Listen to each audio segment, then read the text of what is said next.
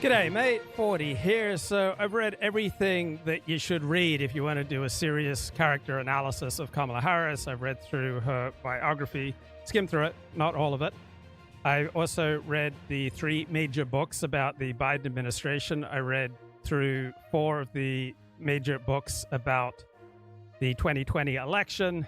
I read through the major news articles about Kamala Harris, and it strikes me that there is one overwhelming personality profile that just jumps out at me again and again and again, because in large part I can empathize with it, and that is the trait of insecurity. All right, if you had to boil down a decoding of Kamala Harris to one trait, it would be insecurity, and that's what drives her to blame other people for her own problems. That's why she's been unable to maintain a coherent staff, why people find her abusive to work for, because when you work for her, you try to prepare her, and she doesn't do the work necessary. Then she gets publicly humiliated, and then she blames her staff for her own public humiliation. Now, you may be a deeply insecure person, such as I have been through much of my life, and you're not going to be insecure in all situations. All right, you may be insecure about your looks or your hair or your laugh. All right, but you may be secure about your performance at work, or it may be one element of your performance at work, say technology, that makes you insecure, but other elements of your performance at work you feel pretty solid about. So right now, Kamala Harris is riding a wave.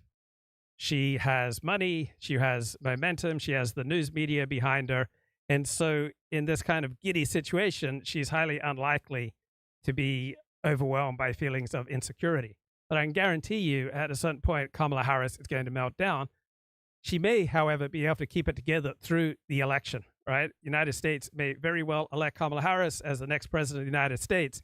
Then once she gets into power, right, her insecurity and her tendency to want to blame other people for her own problems, right, the troubles created by her own laziness, lack of conscientiousness. That's another thing that comes through analyzing Kamala Harris's career, is a lack of conscientiousness and a disordinate trust in her own charisma and abilities, right? A trust that goes beyond the evidence. So, many ways, she has a similar personality profile to Donald Trump.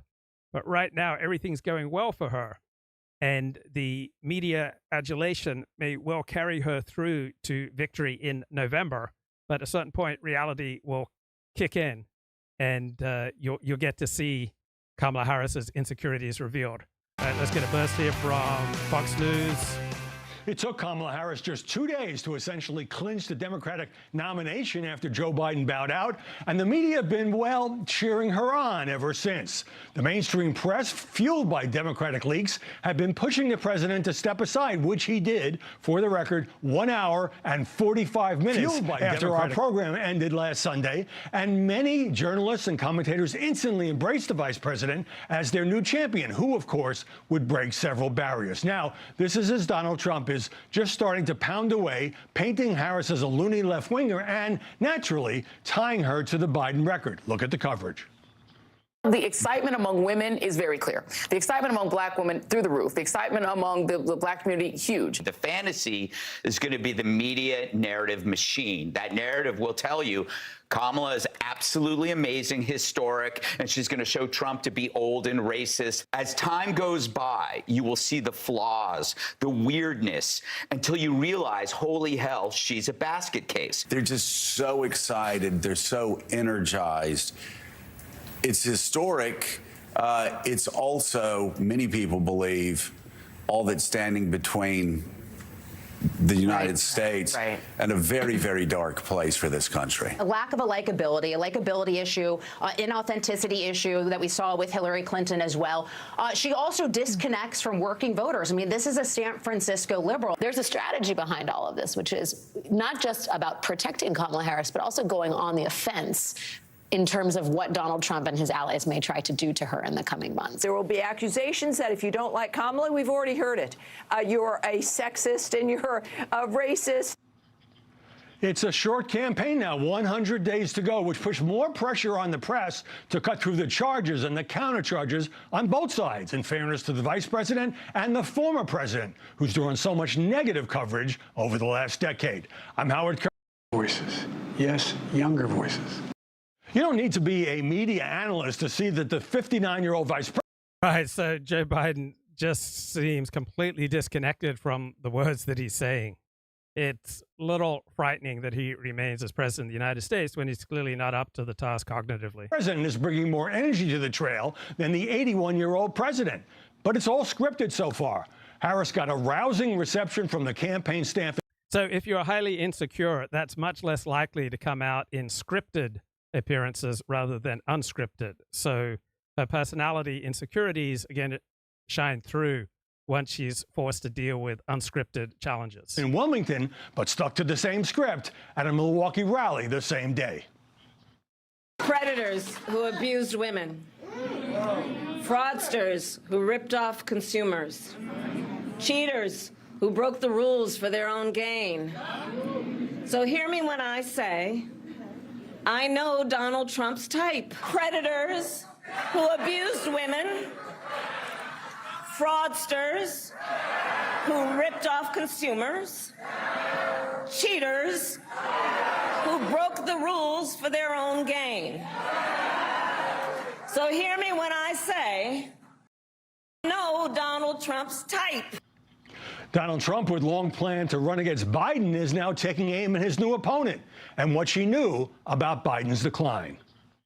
If Kamala will lie to you so brazenly about Joe Biden's mental incapacity, then she will lie to you about anything. She can never, ever be trusted.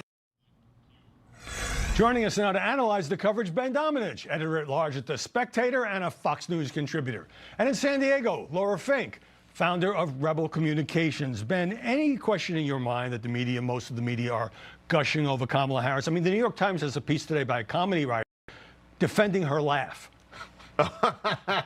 Yeah, look, I don't think that this is something that should come as a surprise to anybody who's paid attention to the way that the media has depicted Kamala Harris over the past several years. The simple fact is that she has a very weak record. She is not someone who was qualified, really, when it was coming to the decision to choose her as vice president. She was ripped out of a situation where she had achieved 0% of the vote in order to be Joe Biden's vice president. And now she occupies this wonderful position of essentially having the path paved for her by the Democrat elite in order to take over not just the presidential nomination, but I believe effectively the active president of the United States. I believe Joe Biden is the president in name only, and that. So one thing about humor, you notice that Republican politicians keep trying to pull off Donald Trump's sense of humor, and they continually fail, right? So most efforts to imitate Donald Trump come up highly cringe. I remember I moved to the United States in May of 1977, May 28. I turned 11 years of age. And when I began sixth grade in the fall, I was often tagged with the label insecure. Where I grew up in Australia, we weren't nearly as psychologically sophisticated as Californians. And that tag was a good one for me. It did reveal kind of the essence of my character, looking for other people to prop me up, to tell me who I was. And I think it remained a dominant characteristic of my personality until about 2016. I think I've made more dramatic strides, say, in the last 4. Whoa, when people would start to distance from me, I would feel a great sense of desperation and turbulence, and I'd run after them and often make things worse. And now when I find people important to me, they're distancing, then I'm able to fall back onto my own resources and to send my energy in different directions. So even when I was highly secure, I wasn't highly insecure in all situations. So character matters, right? Character is a way to get a sense of somebody, but somebody's character is going to reveal itself in very differently in different situations. So right now, with all the media adulation, right, Kamala Harris's personality defects are going to be masked, right? It's easy to roll on this tidal wave of admiration. You know, and nothing will happen between now and November that goes against anything that Kamala Harris really wants to happen. But I will just say this: she is a talented politician. she had perhaps the greatest launch of any of the 2020 candidates. She is not somebody who the Republicans should underestimate because she has the ability, I believe, to communicate and to do so, very well in terms of hitting her marks, saying her lines, doing what is needed in order to achieve the kind of response that she wants. Well, let's. Right. So her problems begin when people get to know her. And right now, she's just operating under scripted circumstances, and her handlers will probably try to keep her on script as much as possible. And the problems that have inevitably popped up with Kamala Harris is when people are around her for a significant length of time, and then the flaws start kicking in. So Chris Whipple wrote a 2023 book about the Biden administration, the fight of his life inside Joe Biden's White House. And he talks about why did Joe Biden select Kamala Harris, right? He needed a person of color and a woman. So he'd made justice for communities of color a central campaign promise. So Kamala Harris was not the best vice presidential pick overall for Joe Biden, the most qualified. She was the best pick among women of color. And when she took over the office of vice president, she kept making mistakes, and most of her wounds were self-inflicted, right? She had an inability to find her own voice because she's so insecure, right? She was confident and effective as a senator when she was skillfully interrogating witnesses in televised hearings with prepared remarks, but she seemed awkward and uncertain as vice president when she wasn't able to operate from a script. And so that's why you get her laughing inappropriately and chopping the air inappropriately with her hands. She seemed condescending. She seemed insecure. She didn't seem in reality. And so Politico, fairly early on, published an article portraying her office as a poisonous snake pit. Right? The vice president's shop was suffering from low morale, porous lines of communication, diminished trust among aides and senior officials. Why was there so much distrust? Because Kamala Harris couldn't handle her own anxiety and insecurity, and she would just offload that onto her aides. Right? She was described as abusive. People are thrown under the bus. It all starts from the top. They have plummeting office morale, causing an exodus of personnel. She's unable to keep staff. Washington Post then reported a Kamala Harris staff exodus reignites questions about her leadership role and her future ambitions. And people who've worked with her for long consistently report a tremendous amount of dysfunction, that Kamala Harris will fail to do her homework before events. She'll be refused to be prepped by her staff, and then she will blame them when she comes off as ill-prepared. Right? The amount of stress that she creates by constantly being impossible to manage and then taking out all her stress on staff, usually women or people who are in not great positions of authority, was unbearable. So the number one person the news media turns to for negative assessments of Kamala Harris is Gil Duran, who was Kamala Harris's senior advisor and communications director when she was California's attorney general in 2013. And so the last straw for him was when Kamala Harris failed to show up for several scheduled prep meetings. She could not be reached by phone before a televised event in Los Angeles. When she finally arrived, she gave him a profane tongue lashing and reduced a female staffer to tears. After 5 months on the job, he resigned. Now, you could dismiss Gil Duran as just one disgruntled aide who'd served Kamala Harris for only 5 months, but he had company. Another staffer who worked for her for years, insisted on anonymity, said that Kamala Harris engaged in unnecessary gamesmanship driven by deep, deep insecurities. Right? She refused to do the preparation that you need to do before going public on hardcore policy matters. Then she would become incensed and outraged when things wouldn't go the way she thought they were supposed to go. There was a lot of magical thinking. So I also notice this among people who are insecure. They have this imaginary world where everything's going to be okay, and they are not thrown back on their own resources. Right? There's now a generation of staff people who simply won't put up with this abuse. They leave, they tweet, they leak. Whenever somebody raises an issue about Kamala, everybody's like, oh, you don't want to see black women succeed. That's completely backward. Everybody goes to work for Kamala Harris, by definition, wants to see you succeed. That's why you take these jobs. Right? Her staff dysfunction is not new. In her office as vice president, it will inhibit any administration that she leads. Her staff seems to be in a constant state of upheaval. Back to this Fox News discussion. Put up that New York Post cover where she's being crowned. For those who think it's the coronation. Laura, I get that she's the news story. She's raised $200 million. She's inherently more interesting. But I don't think I've seen such favorable coverage since 2008 when Barack Obama was running. Yeah, well, you also haven't seen the Olympic Michael Phelps-like dominance of the things Ben was just talking about. 100,000 volunteers in the span of a week, more than 30,000 voter registrations, breaking records, $250 million raised to her campaign and to allied groups, clearing the field. And then, of course, there's those poll numbers. She has caught up within the margin of error in that time with Donald Trump, who was dominating the polls prior. So I really don't think you can overestimate the dominance of her campaign, the skill with which she's executed it, and the way that she's harnessed that media attention. So I think we... Yeah, there are good points there. She is a skilled politician, and I don't agree with Elliott Blatt, where he says that she is a textbook case of DEI-facilitated imposter syndrome. Right? She ran for the district attorney of San Francisco, which is a major position. She won that, and she served that. She ran the district attorney's office in San Francisco, then she ran and won twice, elected in California as Attorney General, and then she successfully ran for the United States Senate from California. So she has a long, impressive track record of accomplishment. Right?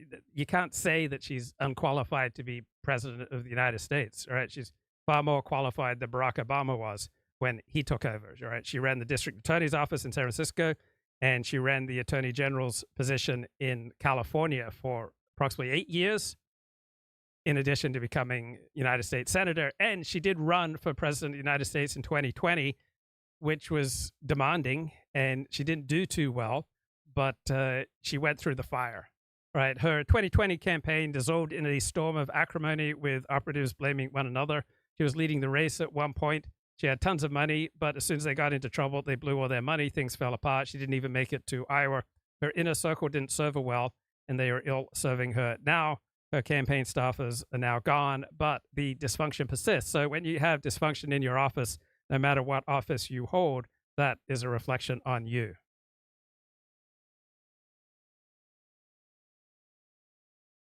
As the midterm elections approached in 2020, 2022, many Democrats wondered, where was Kamala Harris? Right? For many months, she'd gone radio silent. When Kamala Harris did get noticed, it was often for the wrong reason. At a women's leadership forum in late September 2022, Kamala Harris talked about the importance of equity in addressing climate change, and then Republicans pounced on this as evidence that she would propose to dole out hurricane relief on the basis of race rather than need. Franklin Foer wrote another book about the Biden administration. It's called The Last Politician Inside Joe Biden's White House and the Struggle for America's Future. Ron Klain, right, Joe Biden's chief of staff, assumed the role of Kamala Harris's guide, thought of himself as building her expertise. He'd worked for Al Gore and Joe Biden when they were vice presidents, but he struggled to help her. Kamala Harris kept making life excessively difficult for herself by imposing all sorts of constraints. She didn't want to work on women's issues. She didn't want to work on anything to do with race. She wanted her office staff to be majority female. She wanted a black woman as chief of staff.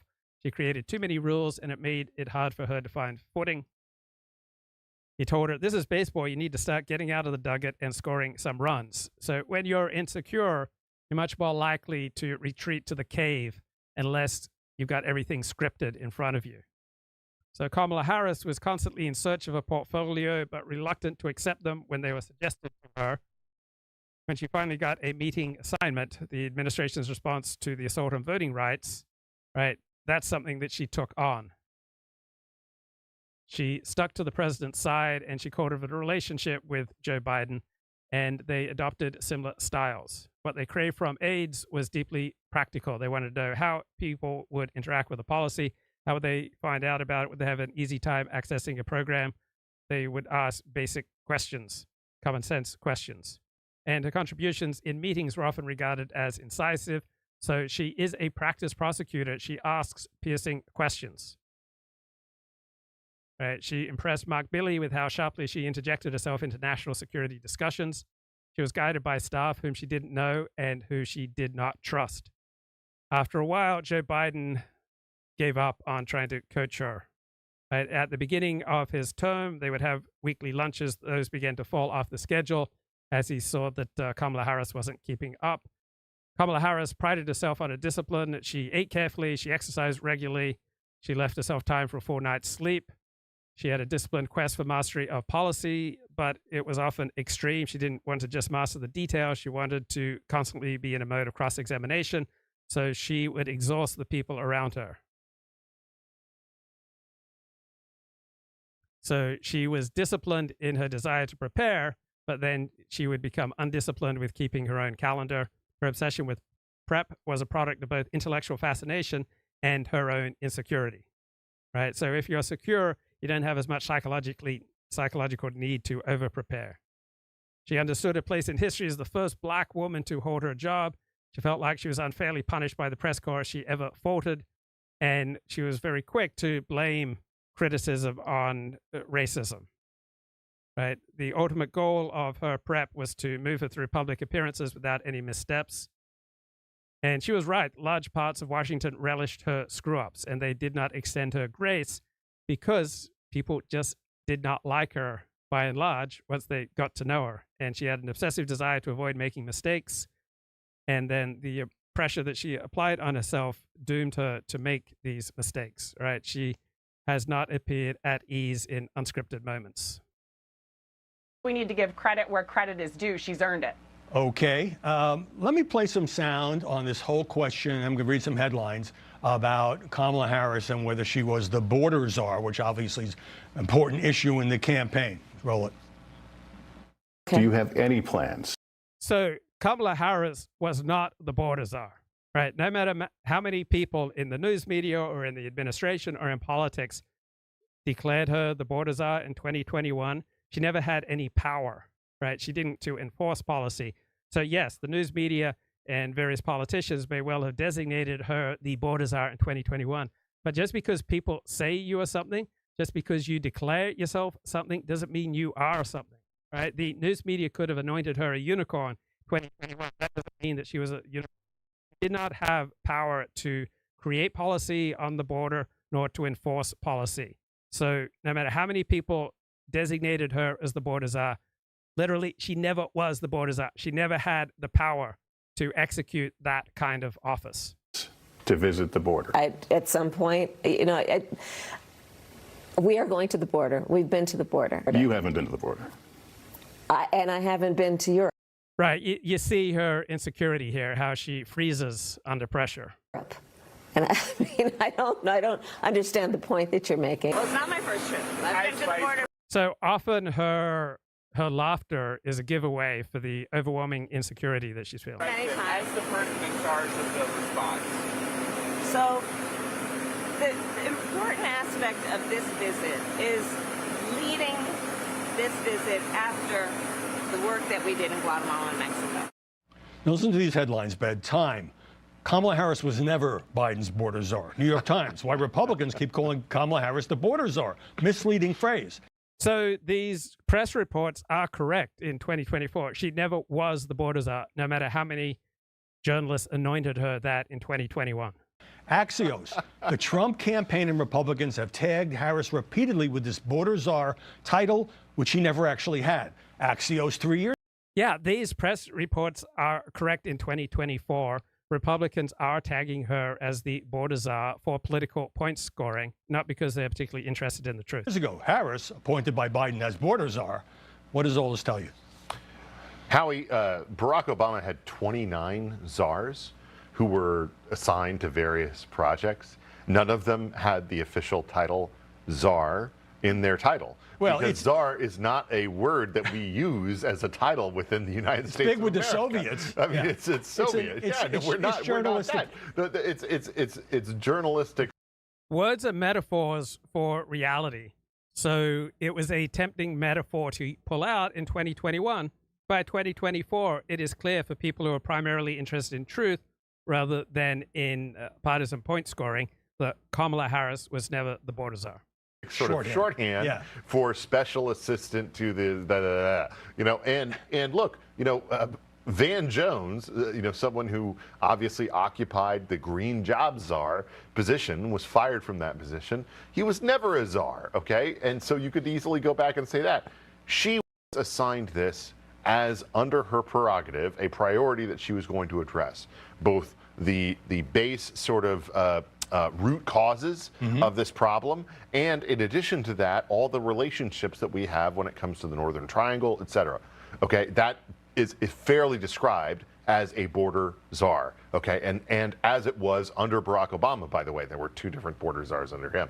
So this is a situation where she is essentially trying to distance herself from this, and it's very amusing to me because until about 4 weeks ago, it was very convenient to assign the border czar metric to Kamala Harris because Joe Biden was the candidate. Yes. But now they have to sort of go back and rework it. It's absurd on its face. Everybody understands she actually had this responsibility. She did a terrible job at it, and there's nothing that's going to turn that around. Well, Laura, if she's going to take the hit on the border, which seems fair game, shouldn't the press also give Kamala Harris some credit for the past legislative successes of the Biden-Harris administration?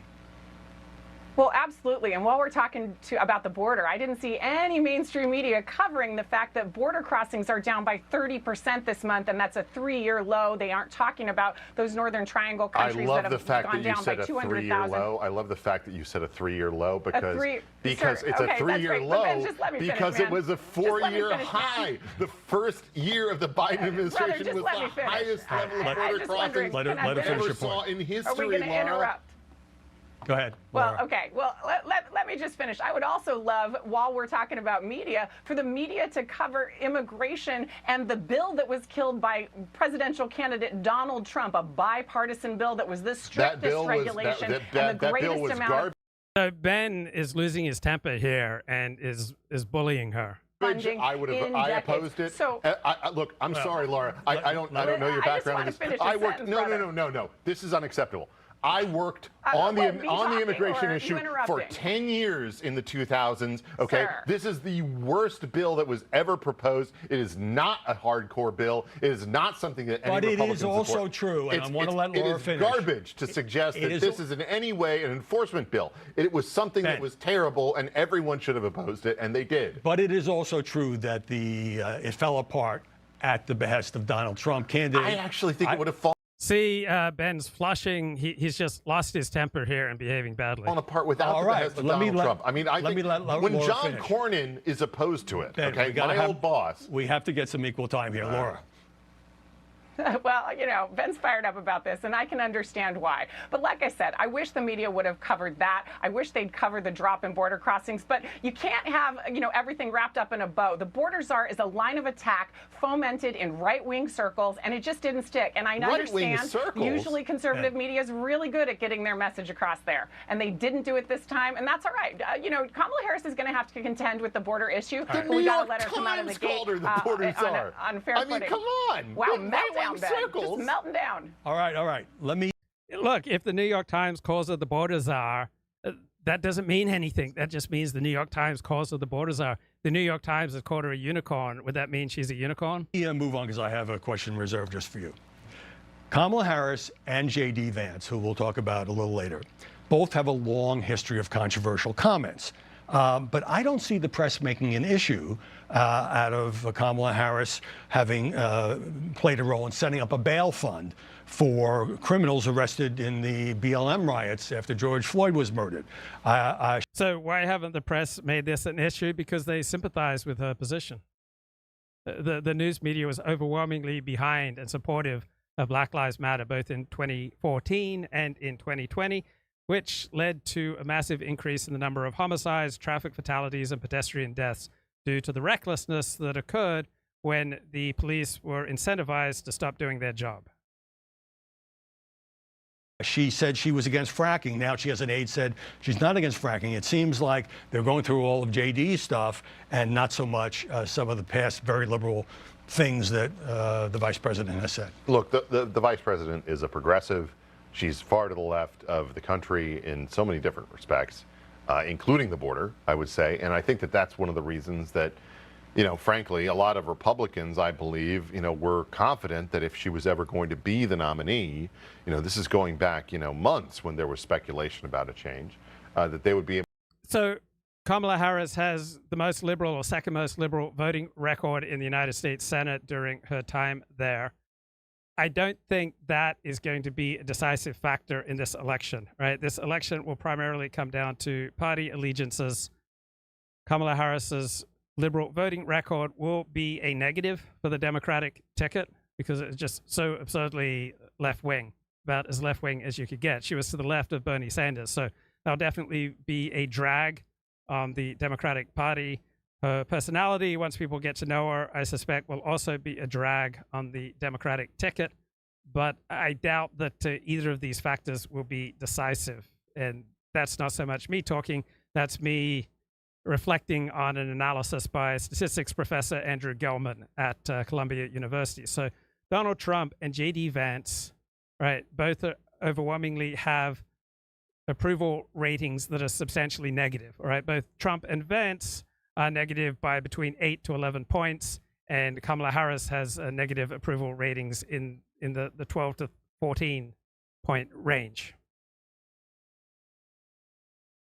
Able to confront her, that they would be able to deal with that. What I think that they've underestimated is that there is such an investment in advancing her cause from her California backers, from Hollywood, from everything that she's done in the past, that they're going to have to really be facing, you know, climbing uphill to try to frame her as being someone who is a progressive, you know, who is a liberal on this, that is out of step with the country. In fact, so the data right now show that Kamala Harris has probably a 40% or so chance of being elected.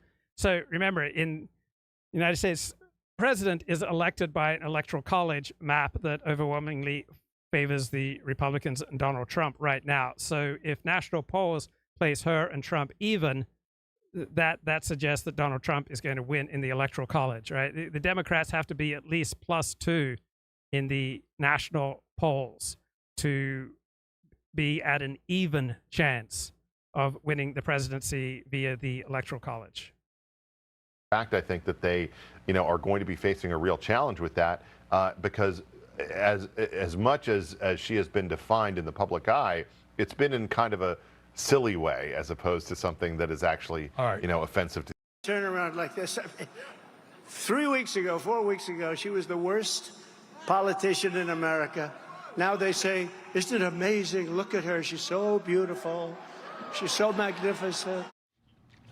Ben, he also called her a bum, and he said this is a coup. But will the media hold Donald Trump now to the same standard now that he's on the attack as the way that Kamala Harris has been treated this past week? Well, Kamala Harris, I mean, if you look back at the way that she was being written about really just 8 months ago in major media, it was, you know, can we replace her with someone who would make a more effective running mate for Joe Biden? It was, you know, in the New York Times and the Washington Post, both, you know, sort of entities ran multiple columns suggesting the idea that Joe Biden should pick one of the people coming out of the 2022 cycle, or, you know, others who would be stronger allies to him. So why is Kamala Harris the likely Democratic nominee? Because of a peculiar situation. In a wide open primary, it's highly unlikely that she would become the Democratic nominee. She's probably not in the top 5 of most electable candidates to represent the Democratic Party. Now they are boxed in to basically say she has to be awesome in every respect of the game. And that's why I think we're going to see the most overproduced, scripted, you know, campaign that we've ever seen in the modern era, where she's going to hit her marks, she's going to recite the lines, she's going to do everything that is demanded of her because they understand that she is a politician who simply doesn't have that natural capability that a lot of others do in order to connect with people. Fox poll basically has it a statistical tie in those 3 key states of Michigan, Pennsylvania, and Wisconsin. Laura, what happened to being nice? Trump said at the convention he wanted to ease the divisions in our country, and here he's saying, as they put it in New York, forget about it. Well, here's one of the things that's been obscured for a long time, especially when President Biden's age was being focused on, and that is that these are Trump's liabilities. Trump is a fundamentally weak candidate because he is undisciplined. He cannot execute on message. He rambles like an older gentleman for 90 minutes in his speech. And there's a great deal of accuracy to that. About 50% of the American voting population absolutely will not vote for Donald Trump. He is undisciplined, but this is the most disciplined Trump campaign ever. This is the most disciplined Donald Trump we have seen ever. Here and his speech there, he talks about whatever floats through the transom of his mind. This is not someone who is going to hit his marks. And I think when you talk. So that's a big difference between Trump and Kamala Harris, that Trump feels most comfortable being visceral and real in his reactions, while Kamala Harris comes across as scripted and often ill at ease and stilted. Talk about Kamala Harris, and Ben's talking about it like it's a liability. It actually is a gift and a talent that she is able to be a resonant communicator, to communicate with fire and passion. It's one of the reasons she also has been a viral success, in addition to all of the other things I was talking about with regard to her launch. So it's curious to me that we can't acknowledge those things. You know, she's got 100 days ahead. She'll be tested. I think we can acknowledge those things, Laura, but the point is, it's kind of like, which would you rather have, someone who seems authentic or someone who seems robotic? But well, you say authentic. You say she doesn't seem authentic. I think that authenticity, you can't, like I said, you cannot buy that viral support. That authenticity in her years in office is shining through. It may not resonate with you, Ben, but it is resonating with millions of voters. And those are voters that led her to win elections over and over again, because she won as DA, she won as Attorney General, she won as Senator, and then she got the nod for Vice President. I don't know how you look at that resume and say that it's not experience and success. All right, look, Speaker Mike Johnson, other Republican leaders are urging an end to the racial and gender attacks on Harris this after Republican Congressman Tim Burchett said she was. So Kamala Harris would not be the Vice President of the United States if she was not a female of color. On the other hand, she does have a formidable track record, right? Elected District Attorney of San Francisco, elected Attorney General of California twice, elected to the United States Senate from California. A DEI hire. Later he said he shouldn't have said it, but it's true. It simply doesn't help the Republicans to use this line of attack. Is it tougher to attack a woman without facing a backlash? The DEI hire thing, I think, is a little bit weird, but I also think that it's... Yeah, it is tougher to attack a woman, and it is a little tougher to attack a woman of color. Because for all our talk about equality, we still have residual parts of ourselves. And if you're on the right, you have a larger medieval part of yourself. And if you're on the left, this is a smaller part. But we do tend to treat people differently. We do tend to treat adults differently from children, men differently from women, people of color, black people differently from white people. Right? That is just kind of built into the way that we viscerally react to life. And then the more left-wing your identity, right, the more submerged and the more beaten down is this medieval, visceral reaction to treating people differently. You know, something that is indicative of the real story that was actually going on in the selection of the vice president, which is that, frankly, the Biden family, including Joe Biden, wanted to pick Amy Klobuchar. That was not something that was a secret. It's something that was widely reported at the time. They preferred her, okay, and they were forced to pick Kamala Harris because of a lot. So Amy Klobuchar also has a track record of treating her staff terribly. So people on the left use much more egalitarian rhetoric, and they purport to value egalitarian democratic decision-making more than people on the right. But still, even while using this egalitarian rhetoric, just like people on the right, they can be terribly abusive, right? There's rhetoric, and then there's reality. There are the things you say, and there are things you do. And many people can profess all sorts of ideals that they don't come anywhere near to living up to. This is true for Kamala Harris, true for Amy Klobuchar. A lot of the forces around him that wanted to have somebody that would make the ticket more diverse. Right. And now, frankly, those are the same people who are pushing him off the ticket in favor of her. And I think that that's something that, really, was troublesome to the Biden family at the time. And whether you want to, and I don't think it's a DEI hire, because I mean, come on, she was Attorney General. She was clearly qualified. This is not just picking somebody at Glad random. to have that on the record. But let me turn to Laura because I want to play a brief soundbite from Donald Trump. This was after that Kamala Harris, among other Democrats, did not preside or show up in Congress for Bibi Netanyahu's speech, but she did meet with him the next day. Roll it. But she's totally against the Jewish people, and it amazes me how Jewish people will vote for the Democrats. Laura? Let me just first jump in on the DEI hire issue. You know, when Speaker Mike Johnson is telling Republicans to tone it down on the race and the gender talk, that it is wild times because those are Republican staples. But with respect to Netanyahu, you know, she Right, you don't get to decide the field on which your every battle is fought. Often the enemy decides the field for you, and it's simply a generally losing issue for Republicans to paint Kamala Harris as unqualified or as the DEI candidate. chose to miss the speech. She chose to meet with him personally and to lead the messaging from the White House on these issues. It shows she's got an embrace of the facts. She's taken a slightly embrace of the different tack. facts. She's really I'll just finish, Ben. Just one statement. She has a command of the facts. She's connected with voters on the Palestinian issue to get humanitarian aid. Yeah, she's connected with those voters who are burning the American flag in front of the Union Station. Sweet I'm mercy. sorry, that's Heaven just above, gross. Ben. Hold it. That's ridiculous. I got to Oh God, That is ridiculous. Ben is out of control. She did that because she wanted to embrace the people who were burning the American flag. I have to qualify that because she also put out a statement. Yeah, a garbage statement. Just listen. Dangerous, hate-fueled rhetoric and unpatriotic protesters for those who took spray paint a couple of blocks from here at Union Station. But I got to get a break. You guys calm down. Up next, JD. Yeah, Ben Dominic, calm down.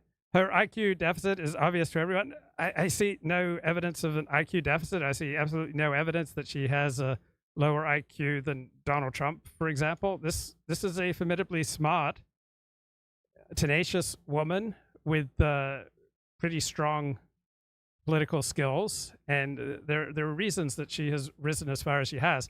Interesting, if you search on Google, assassination attempt on TR, Google doesn't want to serve you up assassination attempt on Donald Trump. So Google has become more and more left-wing over the past 6 years, 8 years, 9 years, since 2016, 2015, and is part of an overall trend in the news media to try to avoid doing anything that might facilitate a Donald Trump victory. Okay, I did a deep dive into Kamala Harris over the last few days. So Kamala Harris possessed what her colleagues described as rabbit ears. Whenever there was any hint of criticism of her, either in the West Wing or in the news media, she seemed instantly aware of it. Right, this, once again, a characteristic of someone who's highly insecure. Rather than brushing it aside, she demanded to know who was speaking ill of her, what they were saying. When she read a devastating recent story on CNN about her mismanagement of her team, she responded by freezing out an aide whom she suspected of cooperating with reporters. As from Franklin Foyer's book on the Biden administration. She let the criticism guide her, right? The more security she felt, the less need she would have to let criticism guide her. Instead of diligently sticking to the Central American assignment, she accepted the conventional wisdom about it, that it was a futile gig, so she let it fall to the side, and she missed an opportunity to grind her way to a meaningful achievement. At various functions, such as for the infrastructure bill, she was not there. She packed her bag and she left for the day. All right, Politico reported June 30th, 2021, so 6 months into the Biden administration. Headline, not a healthy environment. Kamala Harris's office rife with dissent. The handling of the border visit was the latest chaotic moment for a staff that's quickly become mired in them. Kamala Harris's team is experiencing low morale, porous lines of communication, and diminished trust, right? Low trust, low cohesion, right, reflects a person at the top who's highly insecure. Right, a tense and dour office atmosphere, an insular environment where ideas are ignored or met with harsh dismissals and decisions are dragged out. So freezing when it comes to making important decisions, or just out of hand dismissing suggestions without considering them. again, these are examples of the insecure personality, refusing to take responsibility, another example of an insecure personality, and then blaming staffers for her own mistakes. It all starts at the top. People are thrown under the bus from the very top. There are short fuses. There is an abusive environment. It's not a healthy environment. People are mistreated. It's not a place where people feel supported. People feel like they're treated like shit. And Kamala Harris's office has been populated by people who work for the Biden administration because Kamala Harris is unable to keep staff, so she wasn't able to bring people with her. Right? For people who know Kamala Harris best, she has a familiar pattern. She churns through numerous iterations of staff on her rise, and she took office as Vice President of the United States with a team almost entirely new to her because people who know her do not want to work for her. Working for her is managed chaos. The boss's expectations are predictable. Her presidential campaign imploded in a painful maze of finger-pointing and leaks. When she was put on the presidential ticket, she was given a staff of trusted aides from Joe Biden's team. It did the job, and this team avoided the spiral of internal backbiting. But the pressure-packed vice president's office has been a different story. Right, few of her aides had any familiarity with her when they started their jobs. The team had low morale, quick to leave. When people feed her anxieties, right, that exacerbates her bad tendencies. So her insecurity is not going to demonstrate itself in all situations. When she's got a script, when she's familiar with the challenge in front of her, she's not going to come across as particularly insecure. Then you have Washington Post, December 4, 2021. Kamala Harris staff exodus reignites questions about her leadership style and her future ambitions. Her staff were wilting in a dysfunctional office, burning out just a few months after they joined. Right. Why does Kamala Harris churn through top-level Democratic staff, many who go on to success elsewhere, but they hate working for her? Right. Throughout her 2 decades running things, she tends to degrade people, abuse people. She doesn't like to accept blame if she can offload it onto other people. She's filled with tirades for the people who work for her.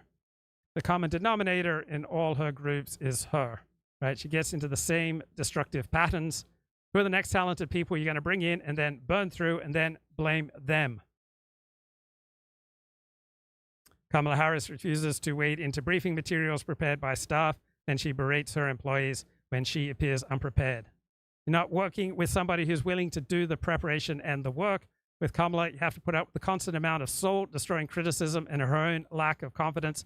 You're constantly propping up a bully.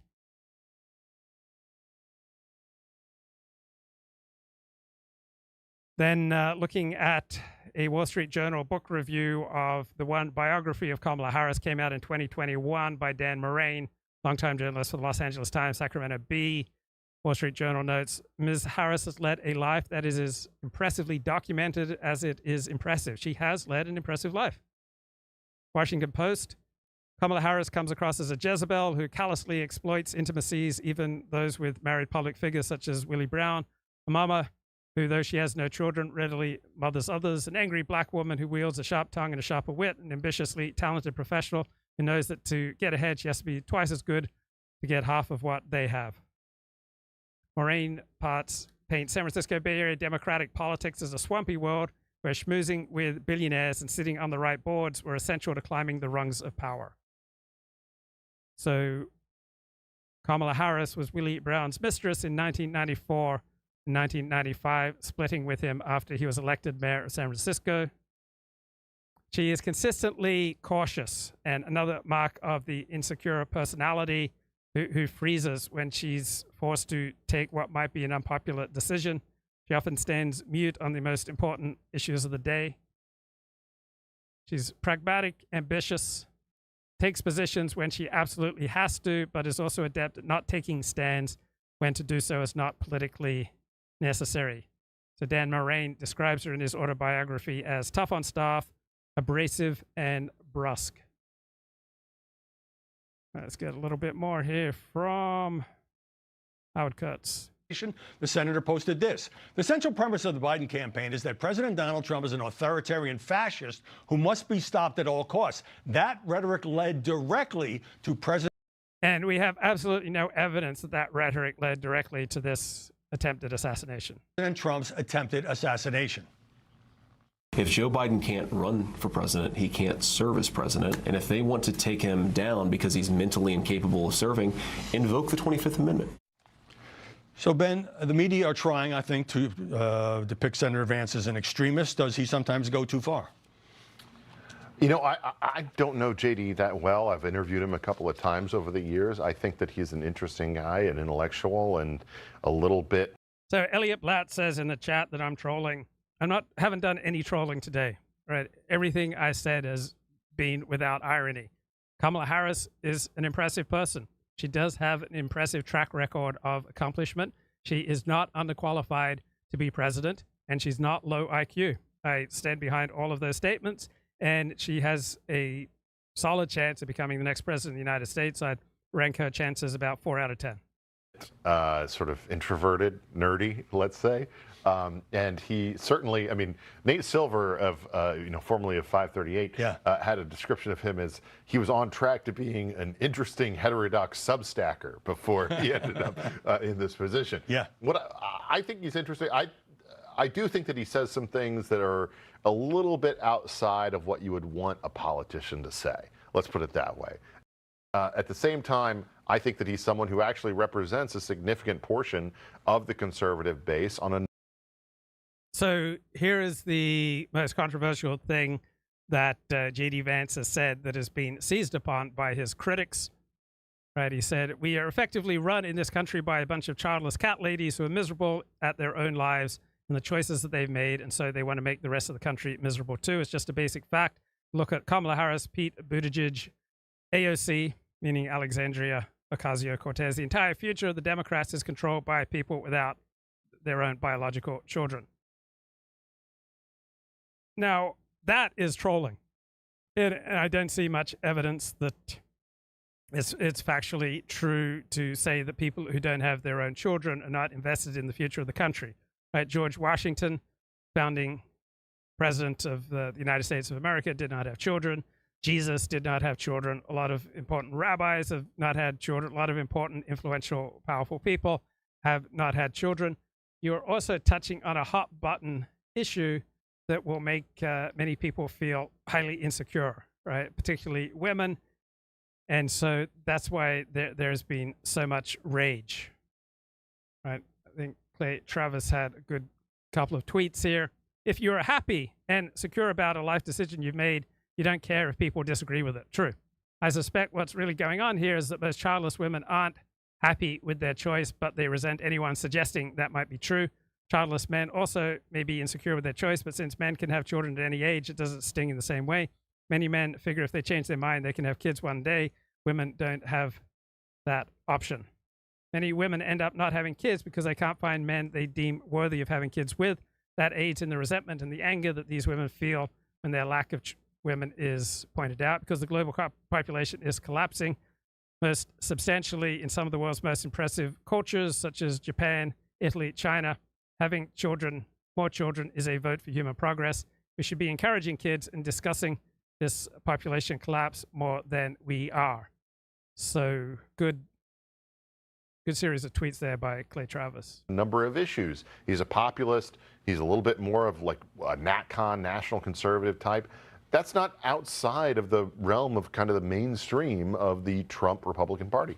Laura, what's really kind of caught fire is the resurfacing of a 2021 interview in which Vance, naming Kamala and others, talked about childless cat ladies who don't really have a direct stake in the country's future, unhappy in their lives, and now he includes many media people in that too.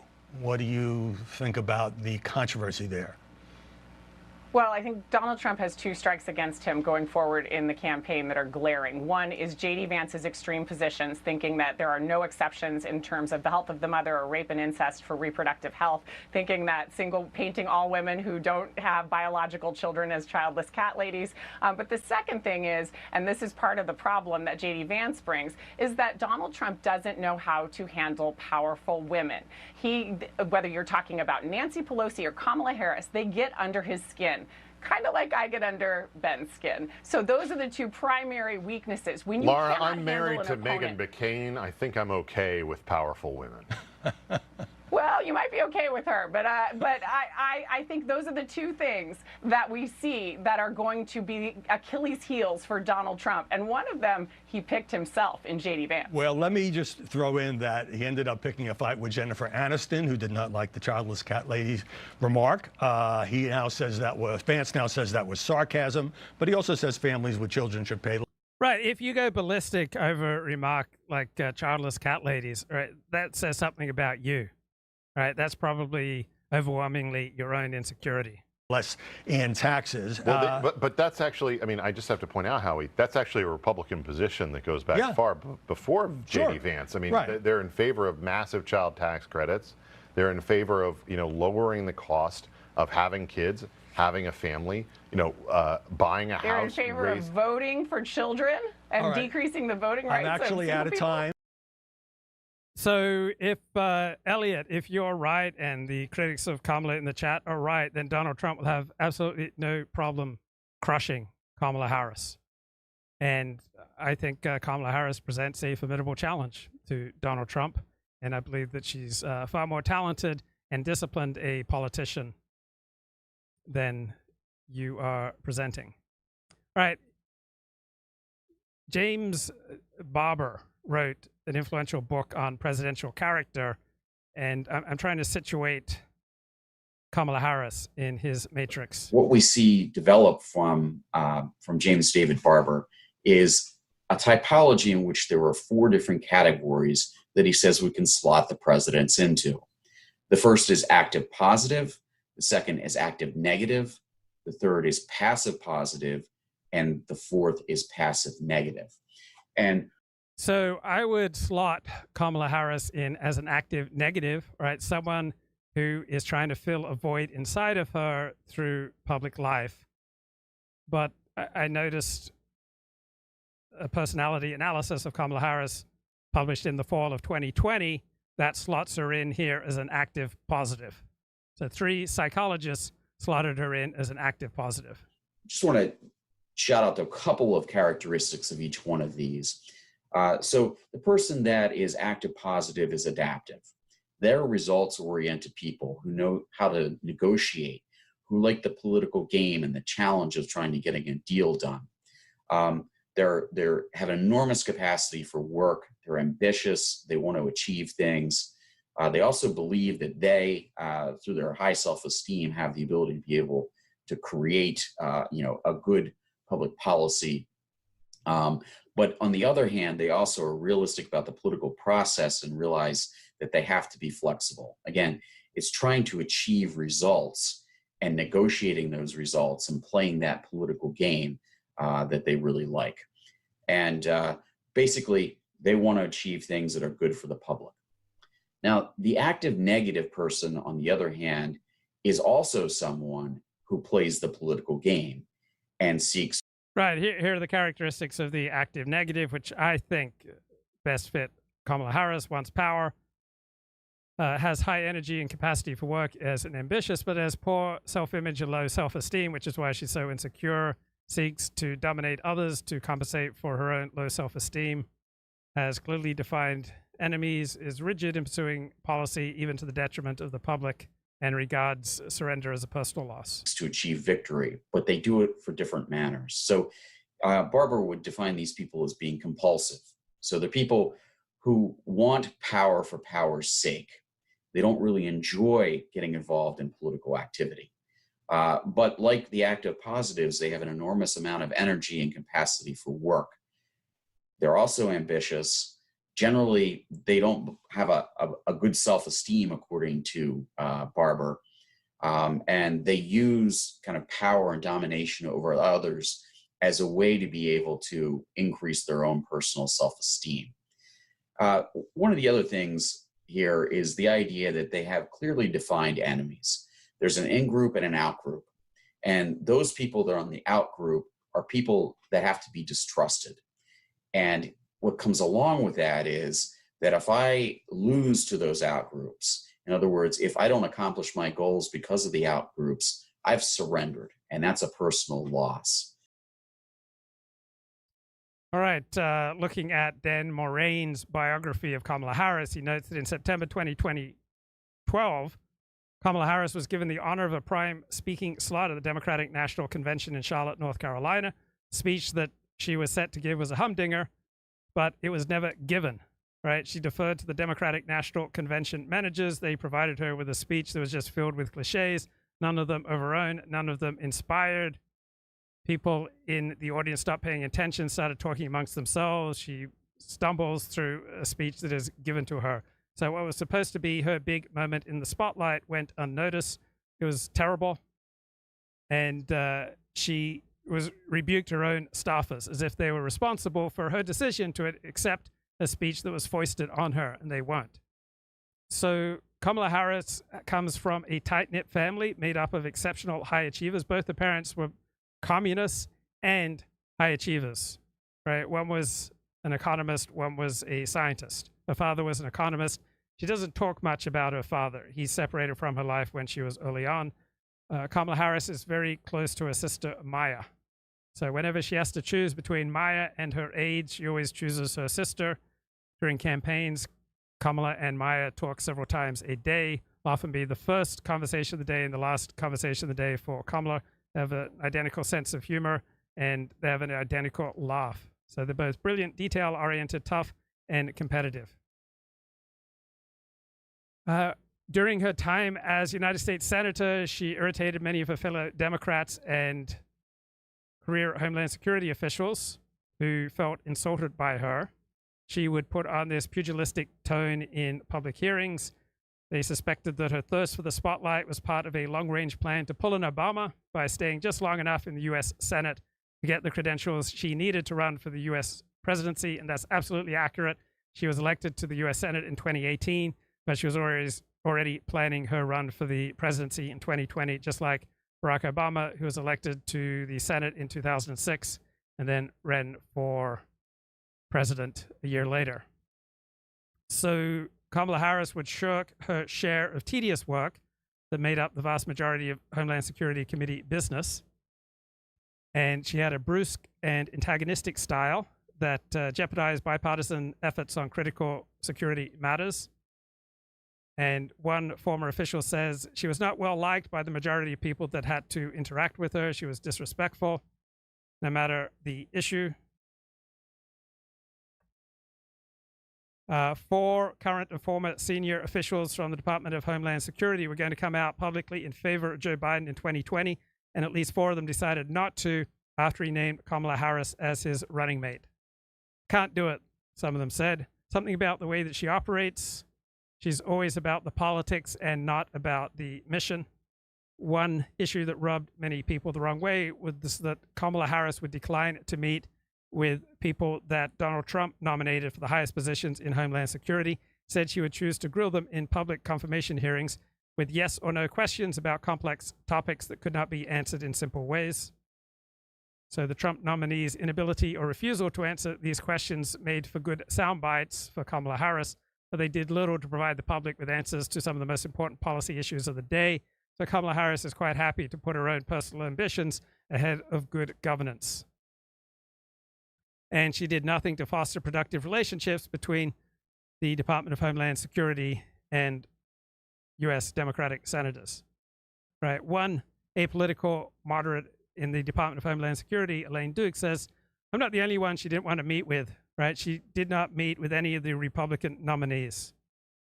Right? Her prosecutor-style questions in public hearings were more geared toward making headlines than collectively figuring out the best way forward, leaving Duke wondering, are you trying to glean information for oversight, or are you trying to indict? When you look at her public record, when you look at the hearings and the campaign, Is there an underlying anger there? And will that help or further divide the country in moving away from compassion and more toward anger? So Kamala Harris has many personality characteristics in common with Donald Trump. She's one of the few Democrats to play Donald Trump's own game. She was an easy to identify character. She did it in Trump style by grabbing the spotlight to get her message out and to change the narrative. People acting like her get criticized for behaving like prima donnas and seeking the spotlight. She was blatant in her self-promotion, but she was able to rise above the din. She was very good at coming up with pithy sound bites, viral videos, and eye-catching headlines, elevating her from a bit player to a star. So the more Republicans made Kamala Harris the public face of the Democratic resistance, right, the more Kamala Harris's star rose. Reporters seized on the narrative that Kamala Harris was engaged in a David and Goliath battle with Donald Trump and his administration. Kimberly Cheadle finally resigned as director of the Secret Service one day after a heavily covered hearing in which Democrats and Republicans both demanded that she be ousted. I don't want to add to the director's terrible, horrible, no good, very bad day, but I will be joining the chairman in calling for the resignation of the director. Have you provided all audio and video recordings in your possession to this committee, as we asked on July 15th, yes or no? I would have to get back to you. That is a no. You're full of today. You're just being completely dishonest. Joining us now. So why would a person like Kamala Harris so desperately want power? Is it to overcome her own shortcomings? Well, I think it's to try to overcome her own insecurity. Aisha Hasni, the Fox News congressional correspondent who covered the hearings. What was it that made that hearing so nasty? And why didn't Kimberly Cheadle just resign before the hearing? You didn't play the Dorito line where Pat Fallon said, go back to protecting Doritos. It was because bad. She'd worked for a snack food company. Exactly, yeah. Pepsi. It was bad. It was brutal. I mean, this hearing went on and on and on. First of all, she was dragged to Capitol Hill. She didn't want to come. She was subpoenaed. So when she did show up, she knew she didn't have anything to tell them because there is currently an investigation underway by the FBI. They don't have an after-action report, at least for 60 days. So she didn't want to answer any questions. But 60 days is the problem. It didn't seem like there was any urgency. Exactly. And yeah. It's way too close to the election. I think the moment that killed it for her was when Progressive, right, a Democrat, Ro Khanna, asked her what happened to the Secret Service director after Reagan got shot in 1981. She didn't know the answer to that. How do you not know your own Secret Service trivia? She said, oh, he stayed on. And Ro Khanna said, no, he stepped down. I mean, that's what you have to do at the end of the day. And this brutal hearing comes after she was chased around at the RNC by a bunch of senators and couldn't answer their questions. This was a bad, bad week for her. What were some of the latest revelations to come out about the Secret Service failures here? Because there was a lot of them. A lot of shocking moments. And it actually came the next day when we had the state police commissioner from Pennsylvania come in, who said, I think one of the biggest takeaways, of course, is we still don't have a motive.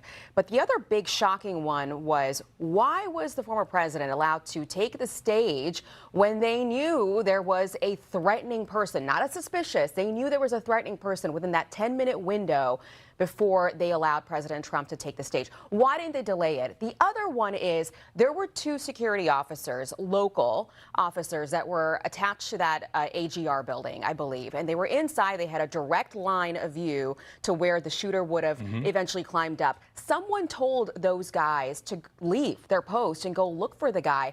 And no one will talk about who was in charge. We still don't know who the FBI agent in charge or Secret Service agent in charge. The Secret Service just lost track of him. He was 135 yards away. There was a drone flying overhead that he had set up. Hours before the president took the stage, there's a drone flying around. How do we not allow that? Seems like a flashing red neon light. And isn't there a key point that the Secret Service lied about, denying that the Trump campaign over 2 years had asked for more resources, more screeners, more snipers? That's going to come out there. I keep hearing from people that are affiliated with the Secret Service or talk to these Secret Service agents that there were many, many times, and the president has said this too, that they asked for more resources and more assets. They're doing these big rallies. I've been to a bunch of these outdoors. They're huge.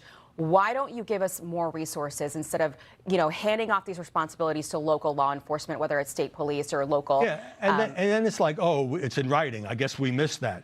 But talk now about the other hearing you covered, FBI Director Chris Wray, and the key thing that he raised the question about. Well, he's smart. He knew that he didn't have a lot of great answers, but he brought a few nuggets. And the nugget that he drops, and he does it really smartly because somebody trained him in media, he goes, well, something you guys have never heard before, and he leans in and he says, the shooter was Google searching this question, how far was Oswald from Kennedy before the assassination? And that obviously perked up everybody's ears, but it really doesn't give us any context of what went wrong here. What I didn't understand is why he would raise and say he didn't really know that maybe it wasn't a bullet, maybe it was shattered glass. And Trump really ripped Chris Wray, and the FBI then backed off and said, yes, it was a bullet or a bullet fragment. It's miraculous that he wasn't killed. This has been the worst week for the Justice Department since that shooting. That was the worst thing he could have said and raised doubt on what hit the former. It doesn't matter what hit the former president. The former president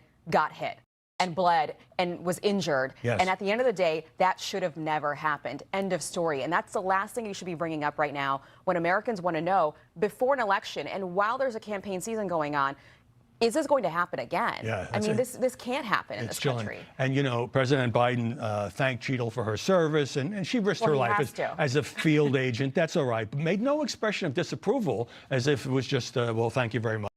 Yeah, risking her life as a field agent. How many U.S. Secret Service agents have been killed in the line of duty or even, say, injured in the line of duty in the past 30 years? All right, you risk your life every time you cross a busy street. You risk your life far more than your average Secret Service agent when you simply drive 10 miles to work in the morning. All right, been doing a lot of reading on Kamala Harris. So during her 2020 campaign, various competing factions developed. Right, her campaign manager was essentially at war with Kamala Harris's sister. Kamala Harris would duck reporters. She'd show up late for events.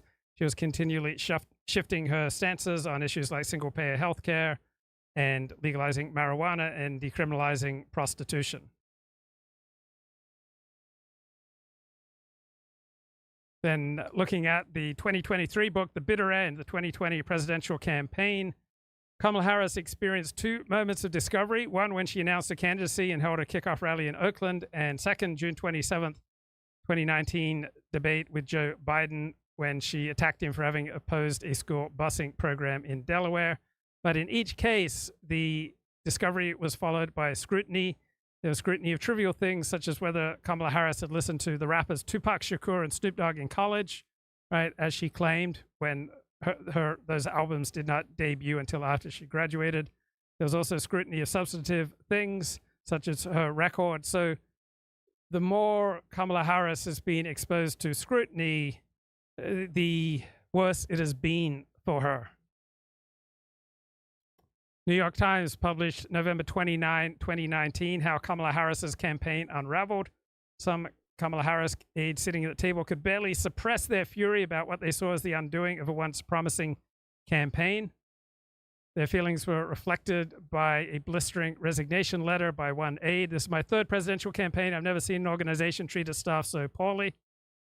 With less than 90 days until Iowa, we still don't have a plan to win. So her 2020 campaign was defined by its turbulence. There was only one candidate who rocketed to the top tier and then plummeted in early polls to the low single digits. That was Ms. Kamala Harris. Her decline was more predictable than surprising. One instance after another, Ms. Harris and her team made flawed decisions about which states to focus on, which issues to emphasize, which opponents to target, and refused consistently to make difficult personnel choices to impose order on an unwieldy campaign. Many of her advisors point the finger directly at Kamala Harris for only retreating, not consistently going on the offensive against rivals, and not firmly choosing a side within the party's ideological feud between liberals and moderates. For her staff, it was not clear who was really running the campaign. Was it her sister or her campaign manager? The staff was riven between competing factions, eager to belittle one another. Her abundant political skills, strong on the stump, a warm manner with voters, and frosty with the opposition, convinced many Democrats of Kamala Harris's potential. Today, her aides are given to gallows humor about just how many slogans and one-liners she has cycled through, with one recalling how Speak Truth Spring gave way to 3 a.m. summer before the current Trump-focused Justice winter. Kamala Harris divided her campaign between two coasts. She based her operations in Baltimore, but retained key advisors in the San Francisco Bay Area. She divided leadership between decidedly different loyalists, her sister, the chair, and Mr. Rodriguez, a trusted lieutenant. She would seek input from her advisors, but her personal political convictions are unclear. She'd be knocked off kilter by criticism from progressives, and she would spend months torn between embracing her prosecutor record and acknowledging faults. So James Barber wrote an influential book, The Presidential Character, Predicting Performance in the White House. So some psychologists say that he'd classify Kamala Harris as an active positive. I think he's more of an active negative. So active negatives experience a common pattern of rigidification resulting from the relationship of a situation they face to their innermost feelings. These presidents who are fundamentally insecure persevere in disastrous policies when opponents threaten their self-esteem, their power, and their rectitude. Always in pursuit of inner phantoms, active negative presidents respond to threats that are simply not appropriate for the objective political situation. There we have a contradiction between the relatively intense effort and the relatively low emotional reward for that effort. The activity of the active negative has a compulsive quality, as if the person is trying to make up for something to escape from anxiety into hard work. They may seem ambitious, striving, and seeking power. They might seem to be aggressive, but their self-image will be vague and discontinuous. Life will be a hard struggle to achieve and hold power, hampered by the condemnations of a perfectionist conscience. Active negatives pour energy into the political system, but it is a distorted energy. So examples of active negative politicians in U.S. presidential history include Woodrow Wilson, Herbert Hoover, and Lyndon Johnson, right? This process of rigidification and a movement from political dexterity to a narrow insistence on a failing course of action despite abundant evidence of the failure. Each of these three helped arrange his own defeat and left the nation worse off than it might have been. So these are examples of active negatives who tend to be strangely lacking in self-confidence, prone to depression and discouragement, with self-punishing working habits and inability to laugh at oneself, a continual defensive denial, and extreme standards that one sets for one's own performance that are never met with satisfaction. Person gripped by an extraordinary need to bolster his self-esteem, right? That, to me, is an excellent description of Kamala Harris. On the map, seeks to get and keep power. And Richard Nixon is the kind of poster child for the active negative president. He was a person that was well known for being a very hard worker, got involved in the game of politics, but didn't particularly like it, understood power, wanted to wield that power in an effort to be able to beat down his enemies. And he looked at everything through the binary us versus them. And if you listen to the Nixon tapes and various other things, it was always about winning versus losing and stopping other people from winning. And that, of course, from Barber's perspective, was what got Nixon caught up in Watergate and eventually led to his demise as president and being the only president to resign. Then down at the bottom, we see the prototypical passive negative person, which was President George Washington. And George Washington essentially did not want to become the first president. He didn't like the game of politics. He wanted to retire to Mount Vernon, but was really drafted as being the one person that could unify the country. He did this out of an obligation, a sense of kind of noblesse oblige, the idea that it was his civic responsibility to be president.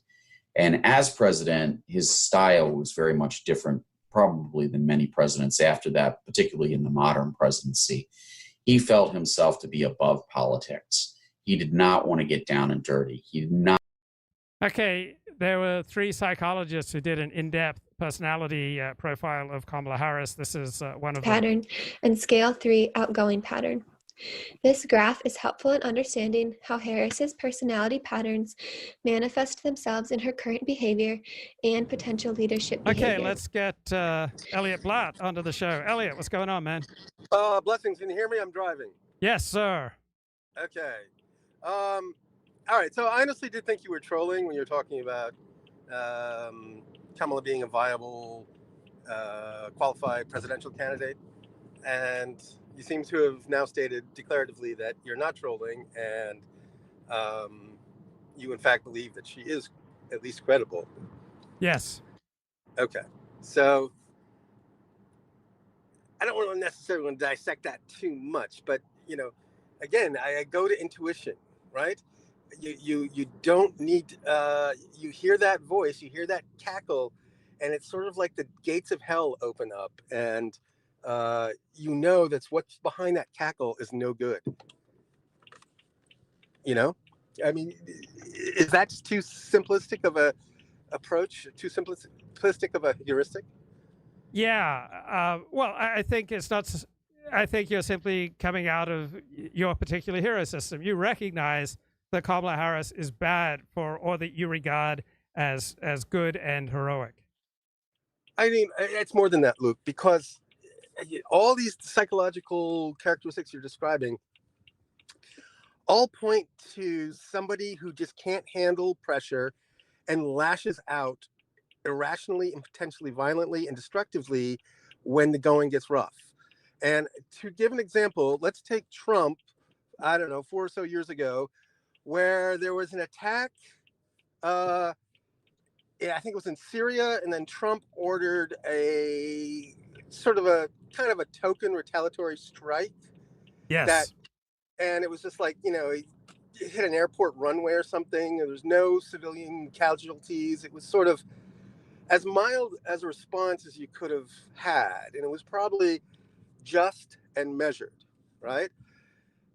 If you had Kamala in that situation, I honestly think she could have just reacted and went way over the top and just acted, heedlessly and recklessly, only to prove that she can be tough because she's a woman and she's girl boss, and all her critics are wrong. And I think there's just real consequences and danger that underlies this DEI fetish that everyone seems to have. What do you think? Well, I agree with your analysis that, and so do the 3 psychologists who I'm pretty sure are on the left, who did this comprehensive, in-depth psychological portrayal of Kamala Harris. And one of the things that they come up with is that she'll be well above average likely to intervene militarily in a strong way overseas. So I agree with that analysis. Okay, fair enough. I'm glad we're at least on the same page. I want to, I read Tacitus, like the entire tome of Tacitus. You know who that is? Yes. Roman historian. Roman thinker, yeah. Yeah. Well, historian. Well, yeah, and a thinker, I suppose. And he noted occasionally the emperorship of Rome would fall to a woman through inheritance or something. And he noted that women, tended to be a lot more vicious and lethal and punishing of her enemies or her perceived enemies than did male emperors. And I've seen this dynamic in the real world in my workplace, and it scares me. Yeah. So anyway, we don't need to belabor the point. I think we're all, I just honestly think people are trolling when these people in the media are saying that she's viable and that there are no dangers and all objection to her is racism. It's just such a silly discourse. Well, you're saying a lot of things there. So saying that all objections to her are racism is obviously absurd. But saying that she's a viable president is just factually accurate. She's the likely Democratic nominee. And given the nature of the electorate, she does stand probably a 40% chance of being elected president. Okay, fair enough. It's a, sad commentary on the state of the electorate. But you look at her resume on paper and you say, yeah, maybe, right? Yeah, she's got the quote unquote qualifications. But then you look at the actual results, right? She was, San Francisco DA. Crime is rampant in San Francisco, right? Property crime is rampant. It's a declining, collapsing city right now. Now, granted, she's not DA now, but the process started with her. And then she's what? Attorney General. California. How do you assess it? I mean, where are the results? Where are the successes, right? Giuliani could point to actual successes, right? Real world results. And those are somehow just not even mentioned, The idea that you need to be competent at your job and execute appropriately is just not even a discussion anymore. Well, how long have you lived in San Francisco? This stretch, I'm in my 15th year. Okay, so were you there when she was the San Francisco district attorney? No. When did she leave? I think 2008. So anyway, when the person, she ran to the right of the sitting San Francisco district attorney, who was a communist. She was far more pro law enforcement, and she was to the right of the person that she supplanted as San Francisco district attorney. Okay, fair enough. All right. I don't know how great a job she did, but I know that that's how she ran politically. She supplanted a communist district attorney who wasn't enforcing the law. All right, hold on a second. I'm going into Costco now. I get some more tangerine juice. 1 second. Okay. All right, I'm inside. I had to flash my card. You know that drill. Yep. Okay. So anyway, I don't want to too much time on all this. But I do think come September, when people start taking things seriously again, because right now we're in the summer season and people are just kind of half paying attention, it's only after Labor Day do people get serious and start asking real questions. And when that happens, I just don't think she's going to survive the scrutiny that is going to become raining down on her. But you probably thought the same thing. You probably thought the same thing about Barack Obama. He had about the most liberal voting record for a U.S. senator. He had very little political experience. He was unqualified to be president of the United States, and yet he, won by a landslide. Yeah, he did have a certain, he had a certain charm and a certain grace, and he had certain, just personal attributes that not only I could see why people got excited about him, because, not only was he Black, but he sort of embodied a lot of, characteristics that we would associate with whites. And so he was the whitest Black president we've ever, the whitest Black presidential candidate that we could hope for. So I think there were just other dynamics there. Her whole ethnic situation is just Meshuggah, bro. It's a chaotic, ridiculous story. What do you think? Well, she doesn't really lean into the Black thing except for when it's strategic. So she does not have a compulsive need to talk Black issues, right? She only brings it up when it's strategic. She's perfectly at ease with not bringing it up, and in fact, she doesn't like it when she gets questioned, have you experienced racism?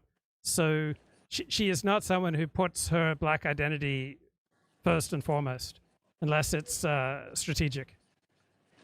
Yeah, and I think her credentials in that department are pretty thin. There's, I think she's just very uncomfortable with the conversation because it's very inauthentic. I mean, the facts on the ground are just doesn't really support the narrative. So anyway. I wonder how much attention will be given to both her parents essentially being Marxist communists. I'm surprised that doesn't attract a little more scrutiny. Yeah, and when I was growing up, that would have been just a non-starter. She would have no chance when I was growing up. Right? That would have been utterly disqualifying. But today, it's just a weird biographical detail. Yes. Times have changed, man. Situation's the boss. Yes. Notice how philosophical I've become, and just more, 4 years ago, I was just kind of really overwrought about all this crap. But now, to me, it's just a show. It's just it's almost a TV show, which is a bit sad. Hey, I got to point you to a channel. You've heard of Dr. Todd Grande? Yeah. You have? Yeah. I've watched a lot of his videos. It has to be the funniest deadpan humor I've ever seen. Yes. It's like some of the best comedy I've ever seen, and it's so deadpan. So he did an excellent Kamala Harris video that I think you and your audience members would benefit from. Oh, okay, cool. I'll check that out. So anyway, do check it out. Anyway, so I have a story about this morning. Okay. So today's the day of the San Francisco City Marathon. Yes. Right? Happens every year. And what they've done, they just closed the road to all east-west traffic, unbeknownst to me. Right? So I literally could not get, past 25th Street.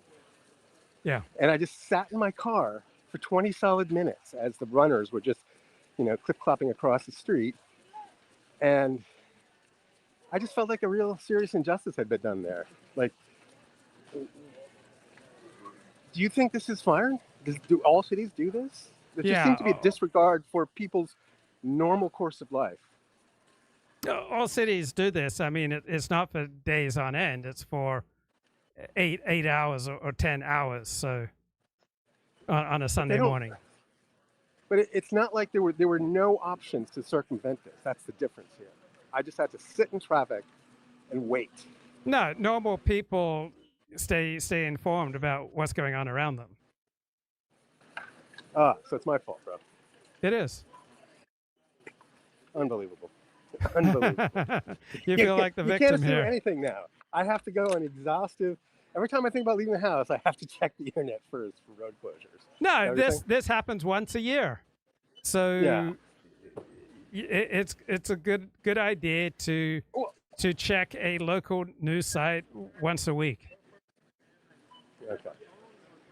Fair enough. It's me again. It's always me, Luke. It's always me. I'm always at fault.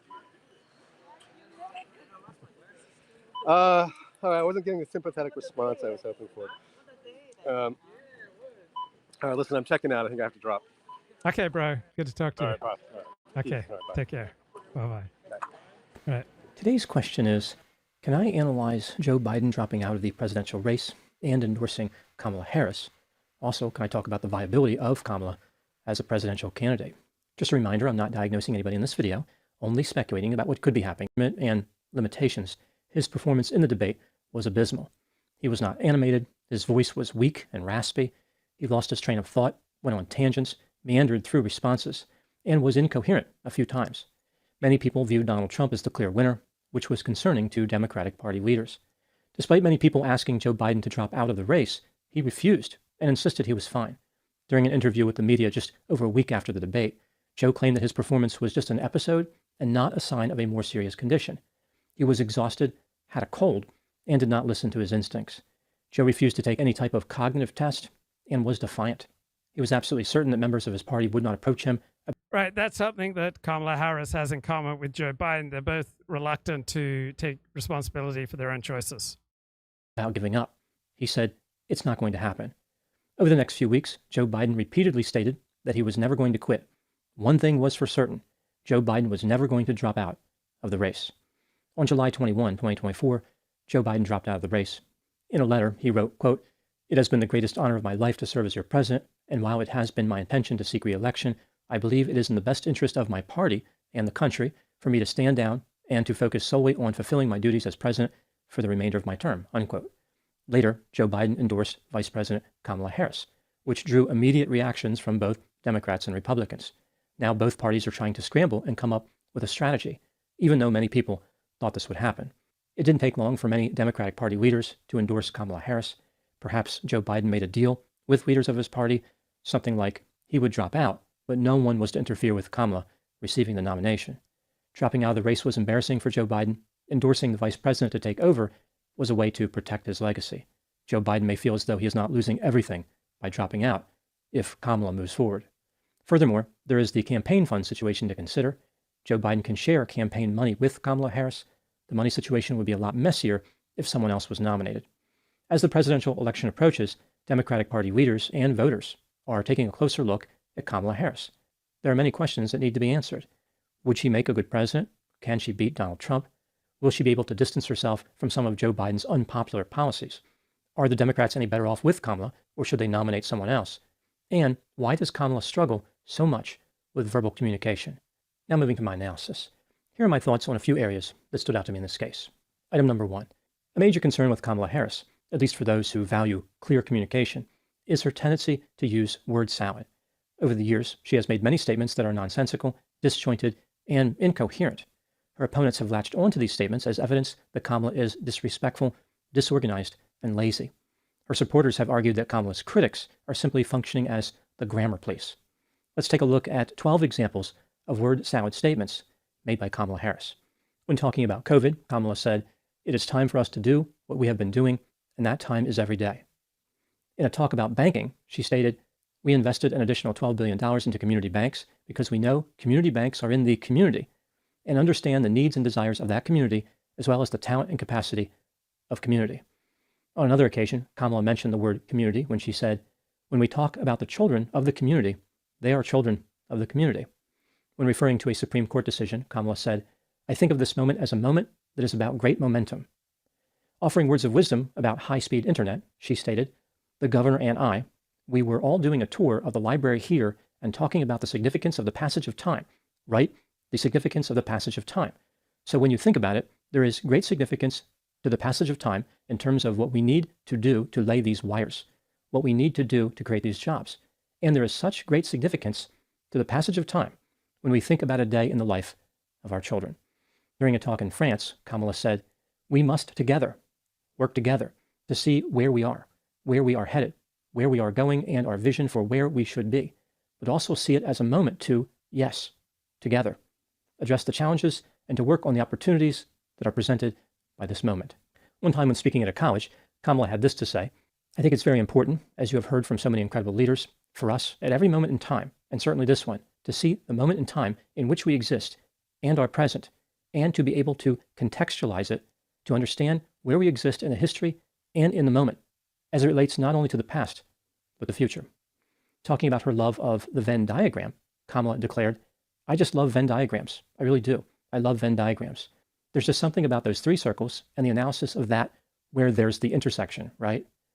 When talking about climate change, Kamala stated, "Our world is more interconnected and interdependent.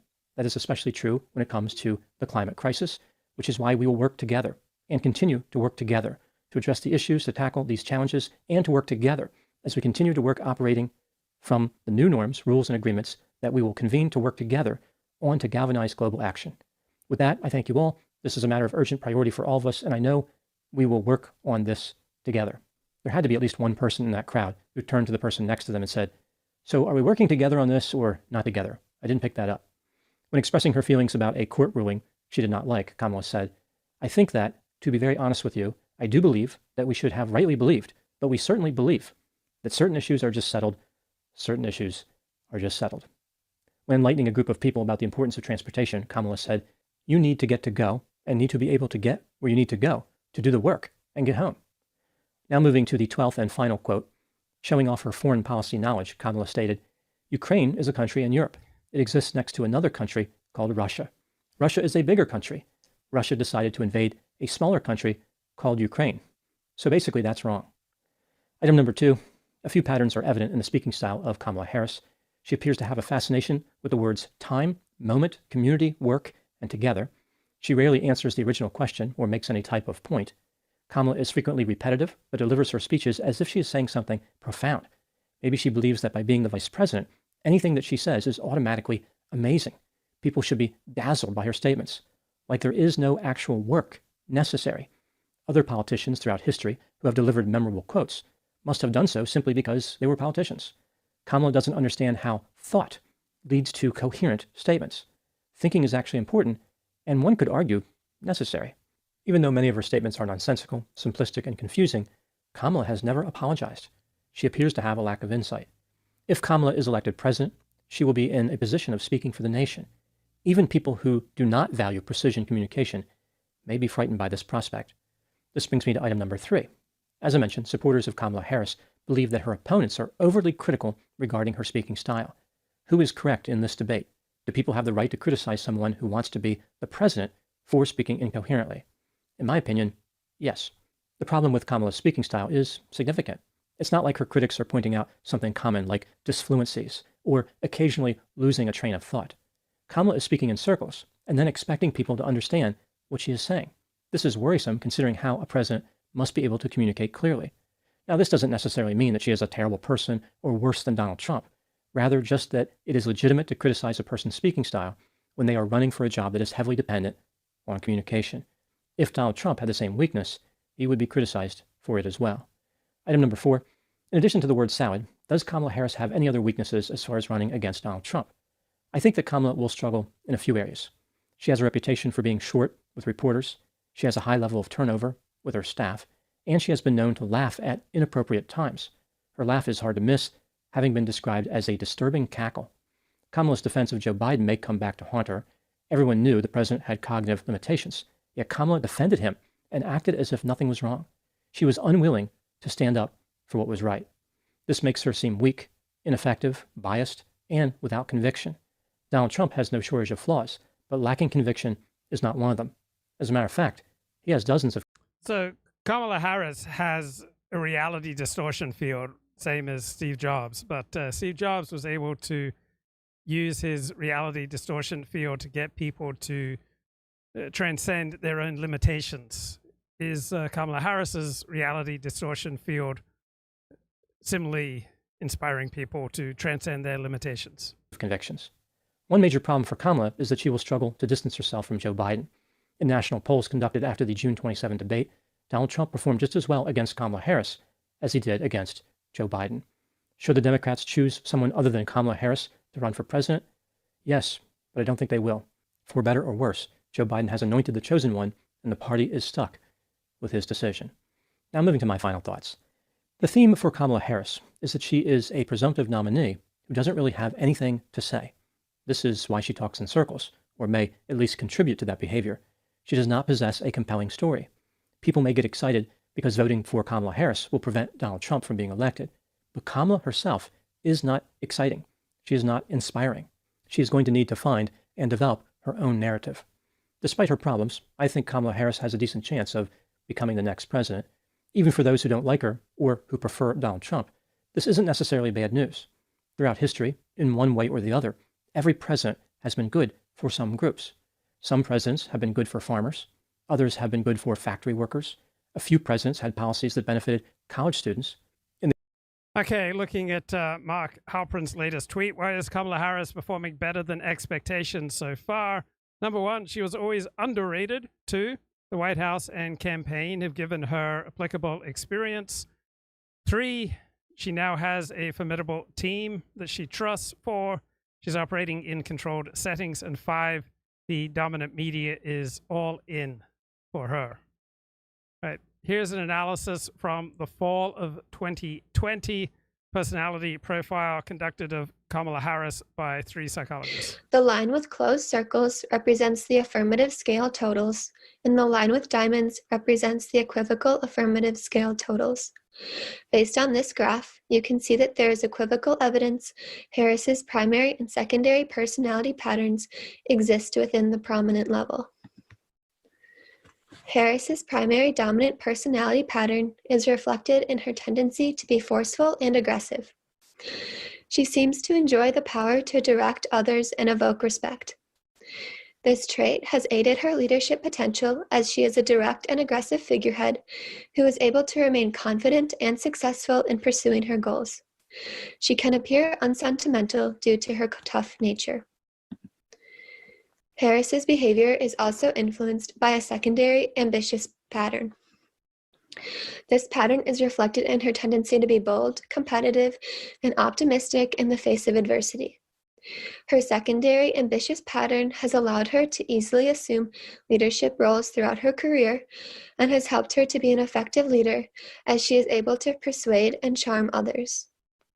She is self-assured and expects others to recognize her special qualities, which can be viewed by others as narcissistic. Her secondary ambitious pattern in conjunction with her secondary outgoing pattern have the potential to lead Harris to impulsive behavior and decision-making. Harris's secondary... Okay, let's bring Kip into the show. Kip, what's going on, man? Hey, buddy, just wanted to say hi to you for a minute. Appreciate you taking a deep dive on the Kamala for us. You know, you hadn't been on for a day or two, and I watched one of your back shows yesterday, and it was something on Anthony Cumia, and I appreciate you doing that deep dive. To me, it seemed like right out of nowhere for your character, but I'm sure you must have felt some kind of connection with him yourself, being a blogger, and maybe him being a blogger as well. Yeah, I recognize that Anthony Cumia, you've got, among other characteristics, you've got someone who puts an emphasis on saying the truth in an unvarnished way, that he is willing to step outside of what's polite discourse to just give what he sees as the truth. Yes, and I'm the same as you. So the unvarnished truth sometimes might hurt some feelings, but it's better on the other side of that once we get past that. And I'm sure you agree. He was one part of that Opie and Anthony show. And I don't know if you ever paid attention to his Anthony's cohort, Greg Opie Hughes. That's got to be one of the most unliked humans in America. Have you paid any attention to that after that show had split up? Only when I'd catch excerpts of Anthony Cumia, who the way he describes Opie, yeah, fits right in with your analysis. I haven't paid much attention. The only thing I really know about it is what Anthony Cumia has said. Right. Well, I don't know. That shock jockery stuff, really, I didn't really care for Jimmy Norton, but that was kind of like the third wheel in their little deal. And Jimmy was the one that gave them the access to all the comedians. And Joe Rogan was on there, Bill Burr, Louis C.K. I mean, you can just go right down the list of a who's of comedians. And they had guys on there that I really like Colin Quinn and Patrice O'Neill. Yes, I love both of those guys. That's Patrice O'Neill was probably the best to ever do it. Yeah. He could just sit around. Now, his comedy work on stage was great, but it was a lot of it was a crowd work, ad lib. But he was just somebody. If you name somebody that you just ever want to hang with, that was it.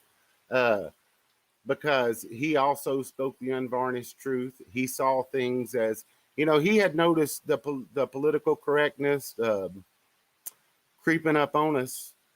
And it was a problem with Patrice O'Neill in 2007, 8, 9, 10, and 11.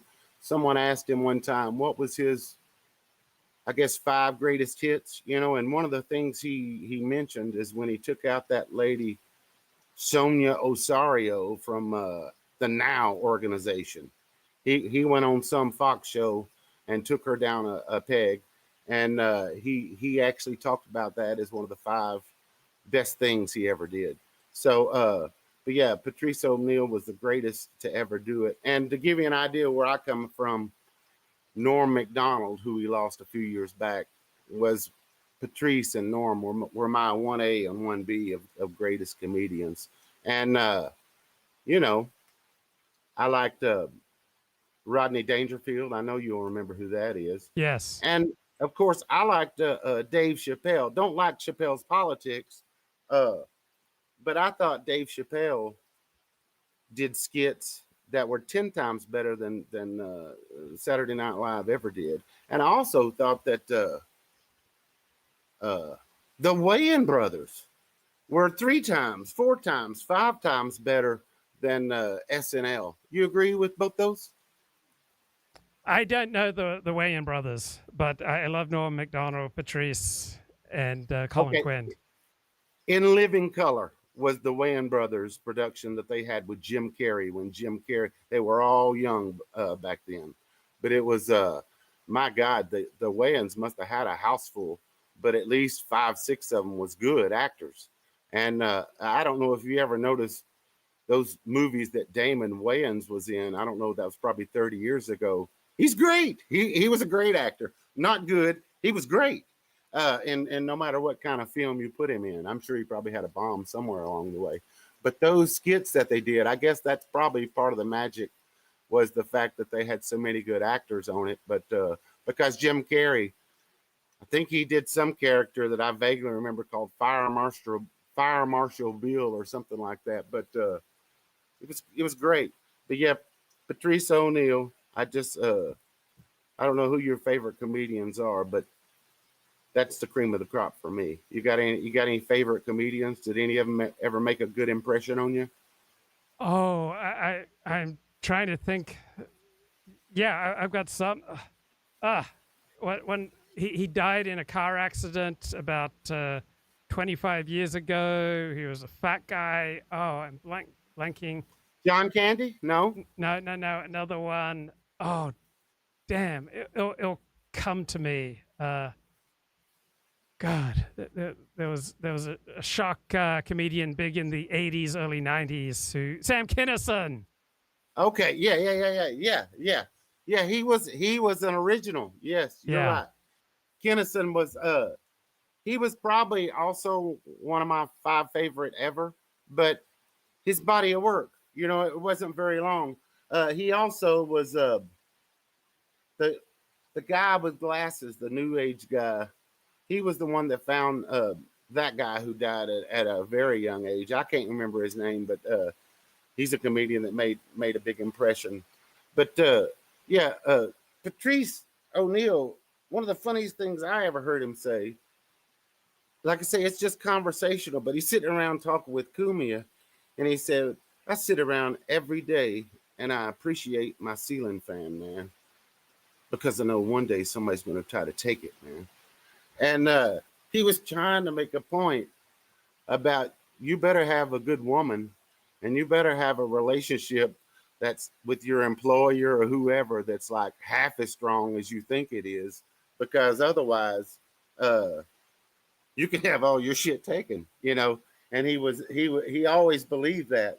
So in that aspect, he was a little bit conspiratorial. But I'm sure he had good grounds for thinking that way, because when I consider Patrice, I think of him as a philosopher and a comedian, and he did both very well.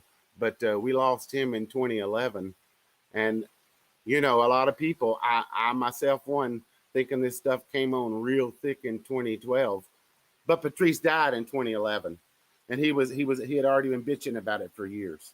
So what was known as political correctness was already something that was thick and oppressive to a lot of people.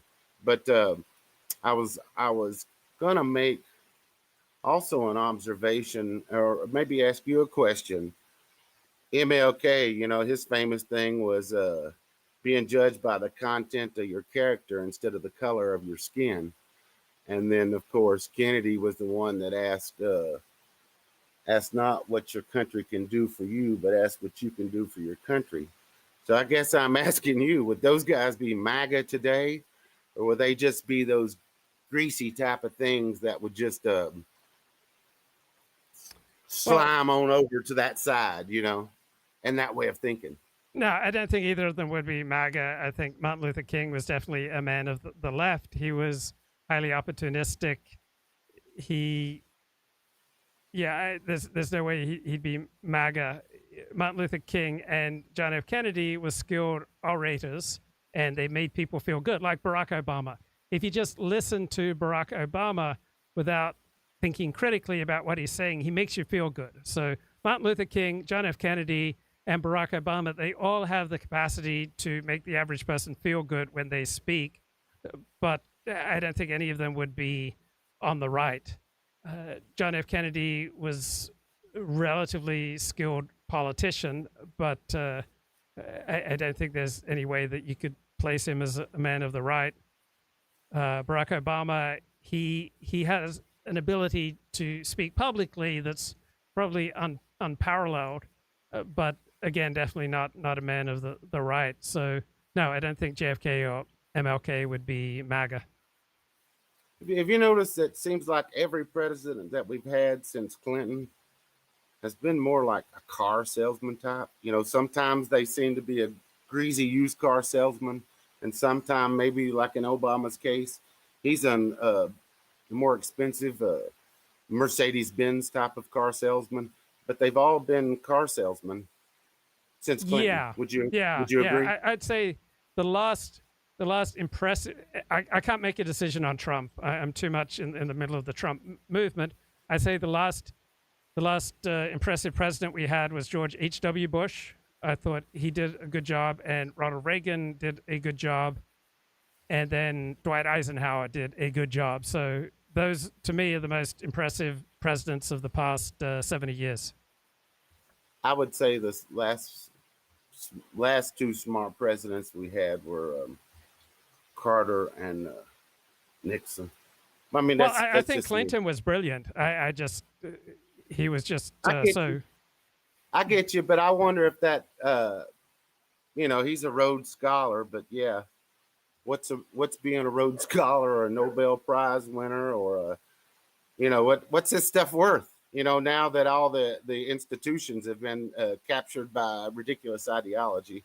You know, one thing before we go on, I wanted to mention to you that, Trump, I wonder if his detractors really ever consider he was a billionaire. He could have just taken his money and gone home. And, even if I had political aspirations, you too, as well, Luke, I think after a year or two of the abuse and ridiculousness that he took, you would have packed up your tent and went home and said, nobody can fault me for trying, and nobody could have faulted him for trying. So now here it is, been like 8 years of this shit. And I guess the average Dem probably thinks he's so damn egomaniacal that that's where he drives it all from. But I don't think so. I think at the end of the day, he really loves America. I don't think he's became more infamous than famous ever since he's become president. I'm sure he realizes that. But I don't think the Dems have realized something that you and I have probably sit around and talked to people in private all the time, which is, why does he keep doing it? How much abuse, who aside from Trump, we're talking about before he got shot, who at that point would have put up with that for 8 years and said, I'm going to see beyond all the media bullshit and political nonsense. I'm going to keep pursuing it. I think you could probably count the number of people who had the stick-to-itiveness to even go there after that longevity of abuse. You could probably count those people on one hand. I can't think of any American politician who has the strength of Donald Trump, the willingness to overcome so much turmoil and so many obstacles. I think he's the strongest politician that I can think of in the last 80 years. Maybe George Wallace is the only other one that comes close to him in terms of strength. I think Bill Clinton's probably the best natural politician, not in terms of what he stands for, but in just terms of political skills and giving off a sense of empathy and an ability to manipulate people. Maybe finishing up on your point, maybe Clinton, because he had the smarts to back up the bullshit. But if it was strictly bullshit, maybe it was Obama. But if you've listened to those Nixon tapes from however many years ago, 50 years ago, Nixon's aide, alderman, or whoever, the term they used was fatal liberality to describe, I guess, what we're living in right now. This battle that we're going through. I don't know if we're going to win or lose at this point, but the problem I see is that all the assets are for the other team, and I wonder what the hell's their motivation. What's the View's motivation? What's Jimmy Kimmel's motivation? How the hell does Adam Carolla sit down at a picnic with Jimmy Kimmel and not wring his neck as being, you know, the sixth leg of a 10-stage propaganda deal. Do you pay attention to Adam Carolla? You know, he was one of the early podcasters. Yeah, I enjoy Adam Carolla. I quite like Adam Carolla. I like, yeah. Would you like to be a fly on the wall for those Kimmel get-togethers? Because we know what Kimmel is. You and I know what Kimmel is. Well, I would hope that people are able to appreciate other people for what they are, and that there are many levels. So Jimmy Kimmel is skilled in certain areas of comedy. I wouldn't look to him for wisdom about life, but Jimmy Kimmel is a skilled performer, and I'd hope that Adam Carolla could appreciate him for what he is. Just like you may have a fantastic accountant who is gay and left-wing, and you have absolutely nothing in common with him politically or culturally, but he is a fantastic accountant. I wouldn't want you to drop a fantastic accountant just because he has a different hero system than you do. Right. Before we leave it, I just wanted you to know that Joe Rogan himself doesn't credit like Adam Carolla for being his inspiration. He doesn't even credit the Opie and Anthony show. He credits that studio setup that Cumia had at his house. That's who Rogan credits for, who gave him the inspiration to be Mr. Podcast. Oh, you know interesting. That? No, I didn't. But anyway. No. But here are two more comics that I appreciate. I like the Seinfeld show. I like Jerry Seinfeld, and I like Tina Fey and the TV show 30 Rock. I think that 30 Rock was a highly subversive show for a network TV comedy. Mm-hmm.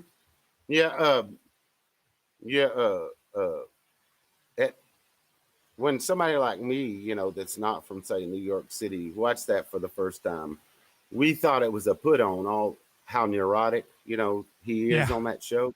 Yeah. But that's not a put on at all, is it? No. It's not a put on at all. That the joke's on us when it comes to that. I was just going to tell you, you know, in summation of all the good work you've done on Kamala today, I was going to say it's the media. You know, I think they present, to use their word, the existential threat to the will of the people when it comes to this whole Kamala versus Trump, because we saw what they were able to successfully do with a corpse, with a Weekend at Bernie's type of a corpse. We saw what they were able to do 81 million times over. Can I get an amen, Mr. Luke? No, I don't agree. I don't believe that the media got Joe Biden elected in 2020. I think that Donald Trump appeared incompetent to voters on the edge, and so they chose against him in 2020. There was a 2% swing against him in the suburbs. I don't believe that the news media changes even 0.1% of the vote, so let alone 1% of the vote or 5% of the vote, because I don't believe that people evolved to be gullible. People are really skilled at detecting when others are trying to manipulate them. And so I don't think the news media shifts votes to the Democrat column. I don't think the news media changes people's minds. People who are determined to vote for Donald Trump are going to vote for Donald Trump, and the news media is not going to shift them into Kamala Harris's voters. There's no propaganda regime that's shown significant success. For example, Nazi propaganda did not change anti-Nazis into Nazis. It didn't change people's opinions. Those people who are ambivalent or even pro-Jewish did not turn into anti-Semites because of Nazi propaganda. And communist propaganda in the Soviet Union and in Mao's China didn't change people's minds either. So I hold by we did not evolve to be gullible, and I don't believe that propaganda regimes or educational regimes or the news media changes a significant number of minds. So even though our educational system is overwhelmingly in the hands of the left, it is not turning out leftists disproportionately, because Republicans who go through a university education, who've gone through 22 years of a left-wing brainwash, they still vote for people like Donald Trump. Ronald Reagan was elected twice. George W. Bush was elected twice. Donald Trump may well be elected twice, even though almost all elites are opposed to these people. So I stick with my foundational premise that we did not evolve to be gullible.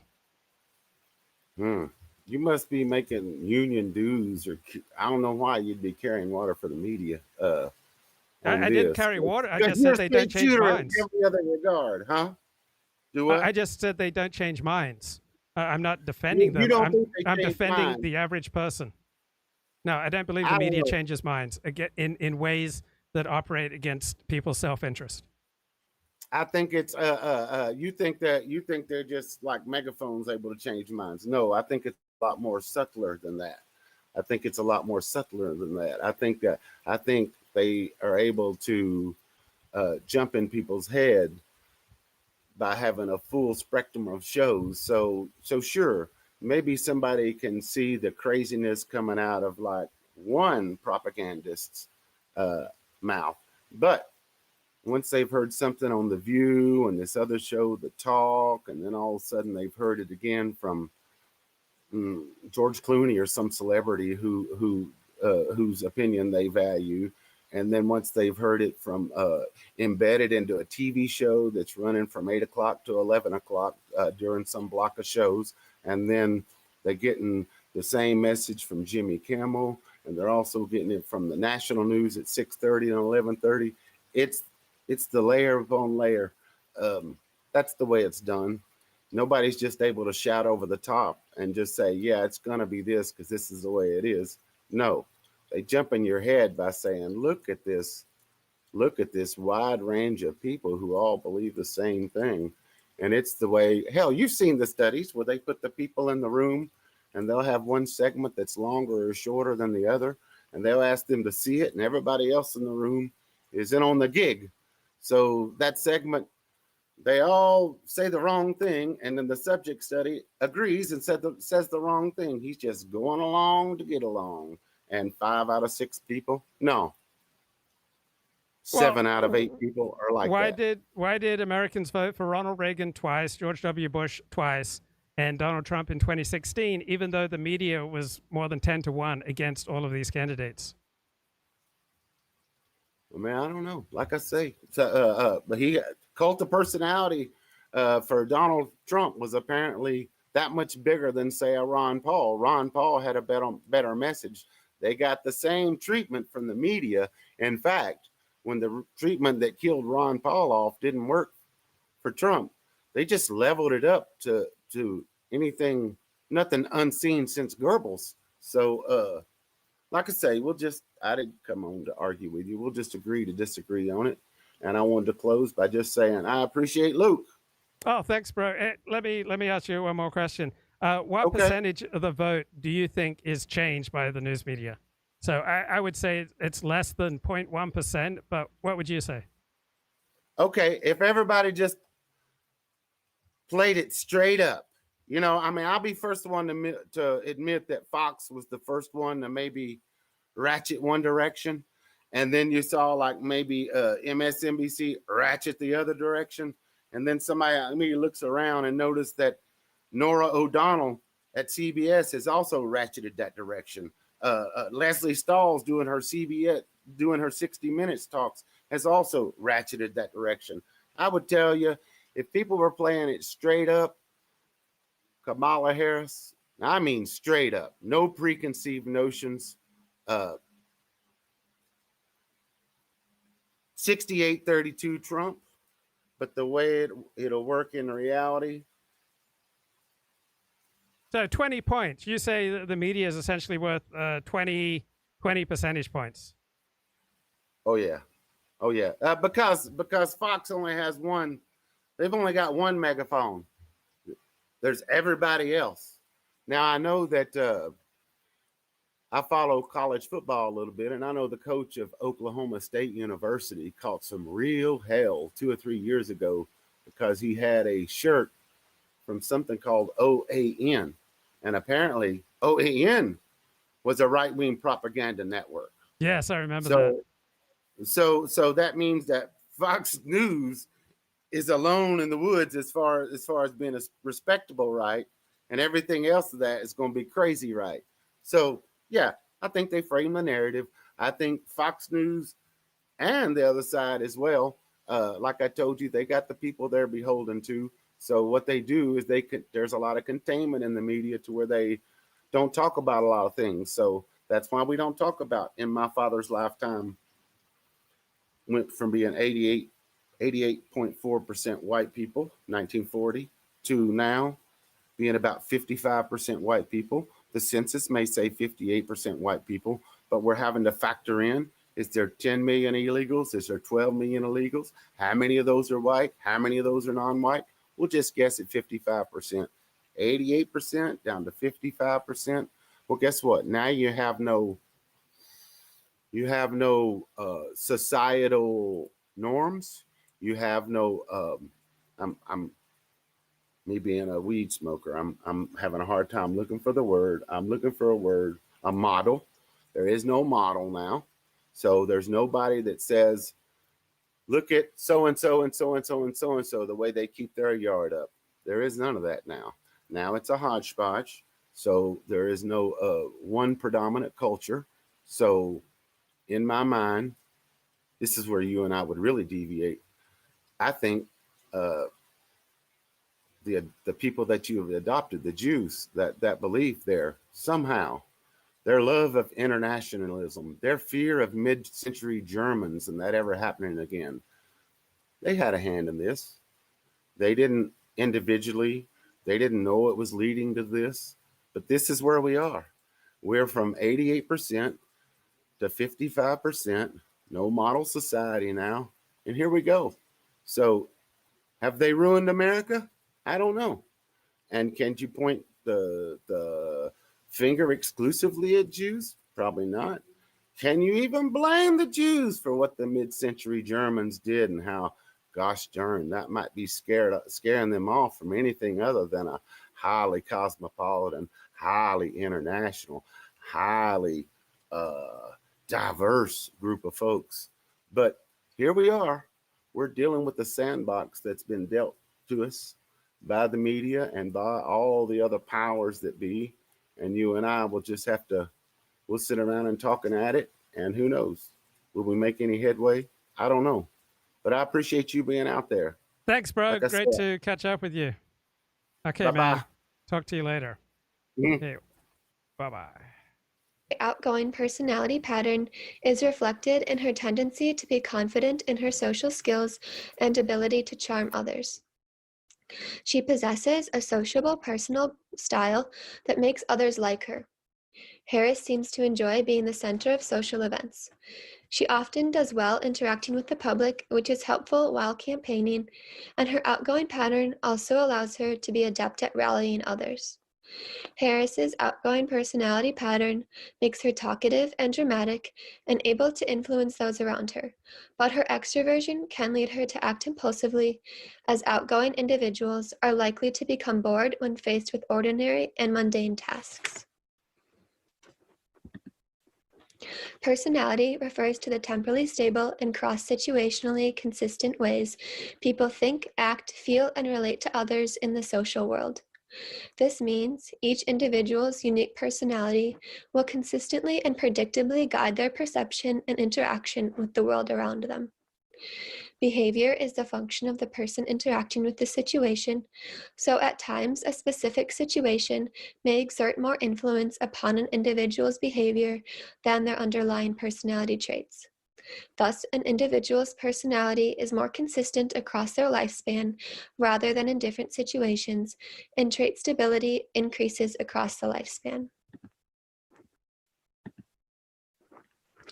Okay, so 3 psychologists in the fall of 2020 published this in-depth analysis of Kamala Harris's personality in a paper, and this video simply takes the highlights from this paper. If you want to read the original paper, you can find it on my website, lukeford.net, at the top. Harris's primary personality pattern was found to be dominant asserting, a measure of aggressiveness, complemented by secondary ambitious, confident, and outgoing congenial patterns. Measures of narcissism and extroversion, respectively. The prominence of the dominant pattern in conjunction with distinctive, ambitious, and outgoing patterns in her overall personality configuration is indicative of a high dominance, charismatic subtype. Charismatic by virtue of the elevated, ambitious, outgoing amalgam. Harris's high dominance charismatic personality is reflected in a charismatic presidential style marked by a flair for the dramatic and effective rhetoric. Harris is likely to show an active, positive presidential temperament in which she remains optimistically self-confident and may derive pleasure from the exercise of power and political objectives.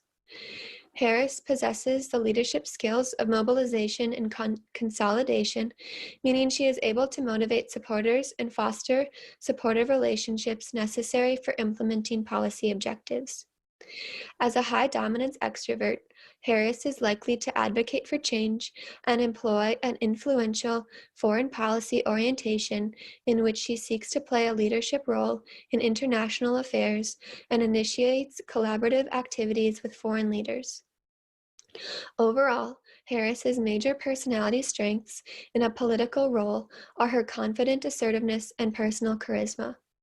Her major personality-based shortcomings are likely to be a predisposition to occasional lapses in emotional restraint or self-discipline. The full-text research paper related to this presentation, as well as papers associated with numerous other studies conducted through the Unit for the Study of Personality and Politics, including a study on the personality profile. Okay. So I read this paper. They also note that she's likely to lack conscientiousness and, lack emotional restraint and self-discipline. She will tend to be authoritative, direct, and persuasive. She will try to lean in on being intimidating, abrasive, contentious, coercive, and combative, to dictate to others and to humiliate others to evoke compliance. All right, she'll have a strategy of assertion and dominance, and will try to intimidate people by hostility, sarcasm, criticism, and threats. She will try to browbeat others into respecting her and submitting to her. So here's a sample observation on Kamala Harris. She impressed Californians with her commanding presence, offering a preview of the senator the country would see pointedly questioning Republican nominees during confirmation hearings. Her cognitive style: outspoken, emphatic, adamant, strongly, vigorously defending her beliefs, tending to be dogmatic, inflexible, closed-minded, lacking objectivity, clinging obstinately to preconceived ideas, beliefs, and values. She is keenly aware of other people's moods and feelings, skilled at using other people's weaknesses and sensitivities to manipulate them. So here's a sample observation. Senator Harris, an outspoken progressive in the Senate who is increasingly whispered about as a potential 2020 presidential nominee, joined a growing cadre of Democrats willing to discuss major alterations to the Immigration and Customs Enforcement Agency. Her mood and temperament: she has an excitable temper that will at times be difficult to control. She will also tend to be cold and unfriendly, disinclined to share tender feelings. She'll have a volatile temper that readily flares into contentious argument and physical belligerence, prone to anger, deficient in the capacity to share empathy, warmth, and tender feelings, to experience genuine affection and love for other people, or to empathize with the needs of others. So, sample observation: Kamala Harris quickly grows impatient with those who demand that she claim one piece of her heritage over another. Her self-image: assertive, forthright, unsentimental, and bold. Fundamentally competitive, strong-willed, energetic, and commanding. Take pride in describing themselves as tough and hard-headed. Pugnacious, domineering, power-oriented. It's difficult for these personalities to acknowledge their malicious and vindictive motives, so their hostile behavior will be understood by people like Kamala Harris in pro-social terms, which enhances their sense of self. So here's a Democratic debate transcript from 2019, sample observation. Kamala Harris said, "I come from fighters. My parents met when they were active in the civil rights movement." So her parents were communists. Expressive behavior, right? Socially poised, self-assured, self-confident, conveying an air of calm, untroubled self-assurance, self-centered, lacking in generosity and social reciprocity. So tending to be selfish. She has a swagger: impatient, questioning, condescending, cocky, confident, all at once. Assertive, standing her ground, tough, competitive, persuasive, hard-nosed, and shrewd. So an observation here from 2019. Several people attending Kamala Harris's book event at George Washington University said they knew very little about her until her hard-nosed performance at Justice Brett Kavanaugh's Supreme Court confirmation hearing seized their attention. Her cognitive style, inventive, innovative, resourceful, ardently believing in her own efficacy, harbors fantasies of success, rationalizes her own failures, exaggerates her achievements. So here's a sample observation. Kamala Harris has stayed inside the bounds of Washington politics while trying to push innovative ideas that have a chance at realization. Her mood and temperament, another analysis: self-composed, serene, optimistic, imperturbable, unruffled, cool, and level-headed. So sample observation: she emerged poised, smart, and ready to fight on a crowded debate stage. Self-image: ambitious. People like her are filled with certitude, strong self-efficacy, beliefs, and considerable courage of conviction. Expressive behavior from another analysis: friendly, engaging, lively, extroverted, and gregarious, lacking in gravitas. True. Inclined to make spur-of-the-moment decisions without carefully considering alternatives, predisposed to reckless and imprudent behaviors, and prone to scandal. Sample observation: Kamala Harris remained unflaggingly engaged, asking each child a question, paying a compliment, and nodding exaggeratedly. That's a real personality, her husband said. She smiles and laughs and has a good time. Another analysis here on her interpersonal conduct: amiable, display their feelings openly, magnetic, authoritative, warm, leaning in, nods, gestures with both hands, moves those hands from a voter's bicep or shoulder to a position of deep appreciation over her heart. Another analysis of her cognitive style: avoids introspection, focuses on practical, concrete matters. During her debates, Harris would compensate for a lack of precision and detailed policy prescriptions by lapsing into prepared remarks, turning to legislation she supports, and leaning on anecdotes to connect with audience.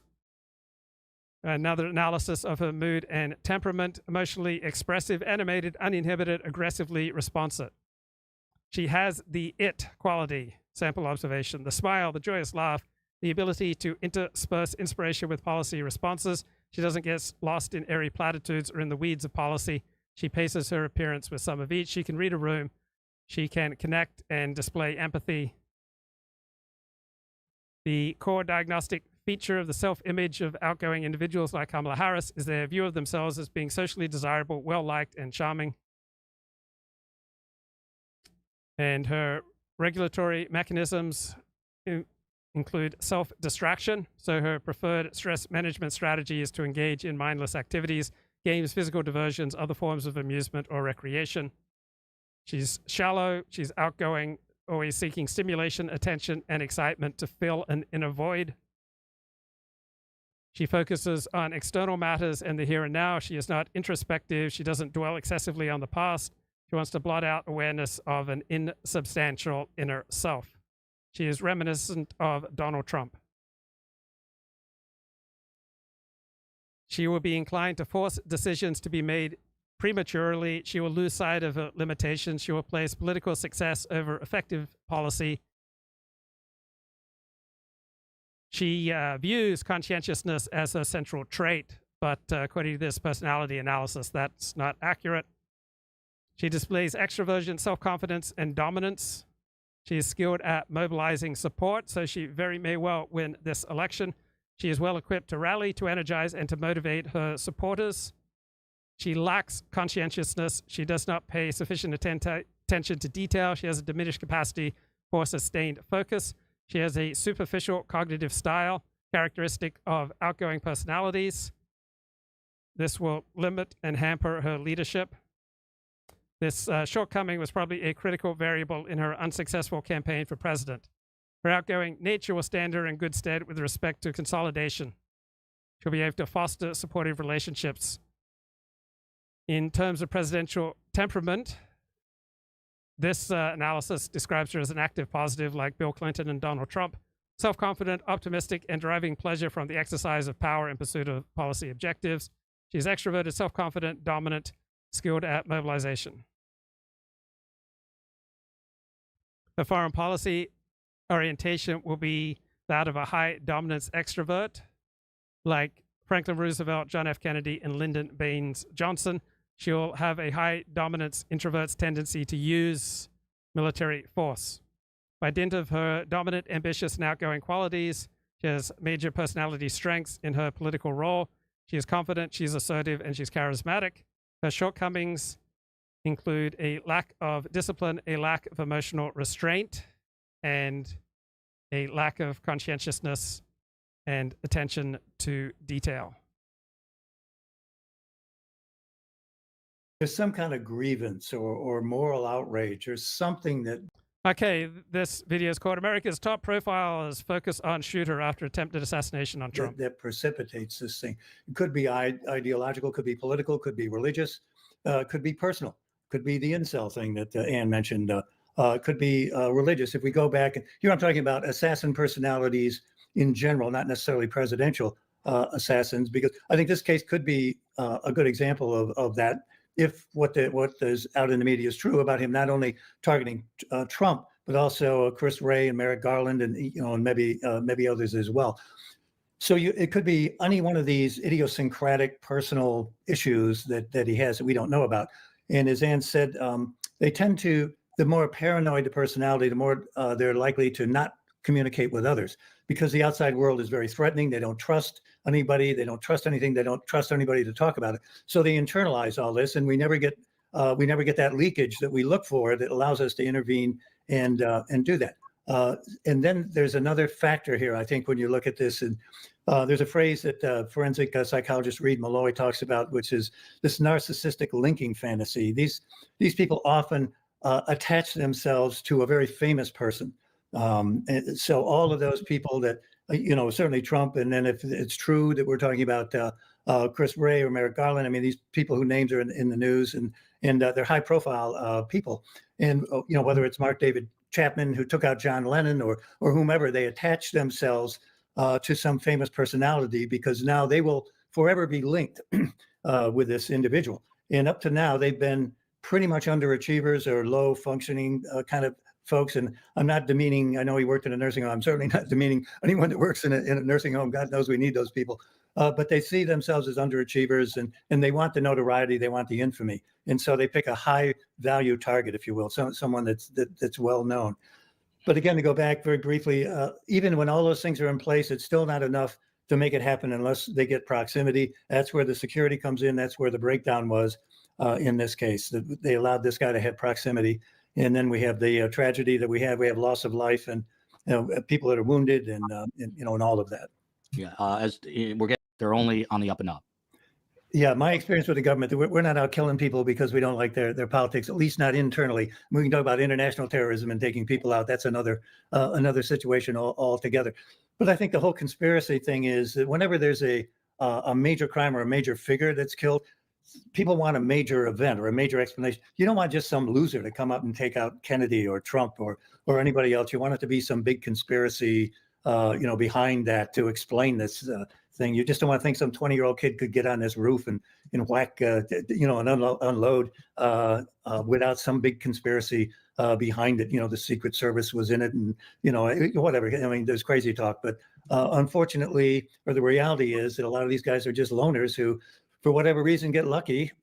And that's not to diminish the fact that I think we'll find that, as Ann said, there's a lot of planning and prep almost always with these guys. So on a completely different topic, I just love this one summary about how the situation can bully you. Each era is bullied by one temperament, which seems likely the only one to have. Everyone was trying to be witty in the 1920s, just as everyone was trying to be authentic in the 1960s. So I don't think we tend to give as much credit to how much the situation evokes different personalities in us. Whatever happened, whatever the anger, the moral outrage was, the grievance, that distills down. It isn't an affective type of aggression that is emotionally driven. That's the most common type of violence. It isn't as though the guy's running around screaming and yelling and all pissed off and a road rage kind of thing. Think of as affective sort of violence. It distills into cold predatory violence, which takes time. There's planning, there's preparation. So I'm playing these lengthy excerpts because I believe that this is profound and very likely to be true about the guy who shot Donald Trump and other people who act this way. That goes into it. So It shifts maybe from affective, being emotionally driven, it cools off, dissolves into this cold, hard, predatory violence that distills down to that with a lot of planning and preparation. If I can use a more analogy to kind of differentiate affective from predatory, if you think of a cat, right? And a dog backs a cat up into the corner. What's the cat doing, right? Back is arched, it's hissing, it's swapping, swiping and hissing and showing its teeth and basically telling the dog, get the hell away or, you're going to get it. Take that same cat, put him out in the field stalking a mouse. What does that cat look like? Not moving at all. Maybe the very tip of the tail might be twitching just a little bit in anticipation, but it waits. It waits until that moment when that mouse is right there and then boom, it nails it. That's predatory violence. It looks entirely different than affective violence. So this is what we have in these cases is this cold, planned, predatory violence, not emotionally driven at all, and it can last over a period of time before they eventually act out on it. And that's really interesting. I mean, Greg was talking about the possibility that he was, looking at someone like Chris Wray, the FBI director. But no, he went for the so-called top banana, the biggest fish there is outside of the president himself, but a former president. What do you think was his mindset there, sidestepping, lesser known figures to go after, Donald Trump? Well, I think that Greg really touched on this, the attachment, to have his name attached to a really, that's a bigger name, if you will, than head of the FBI in that respect. I want to add one other thing about a myth that I'd love to see corrected. How many times after a horrible case like this do we hear, gee, I never would have thought this. He's such a nice looking guy. I never saw anything. We haven't heard anybody say, gee, there's something going wrong with that youngster or growing up or whatever. And I don't know what people think they look like when they have committed such an act. And they did say that he had no expression. So that kind of fits in with the predatory kind of thing, like your cat getting ready for the mouse. That there's a blankness, I guess, is what the people would describe.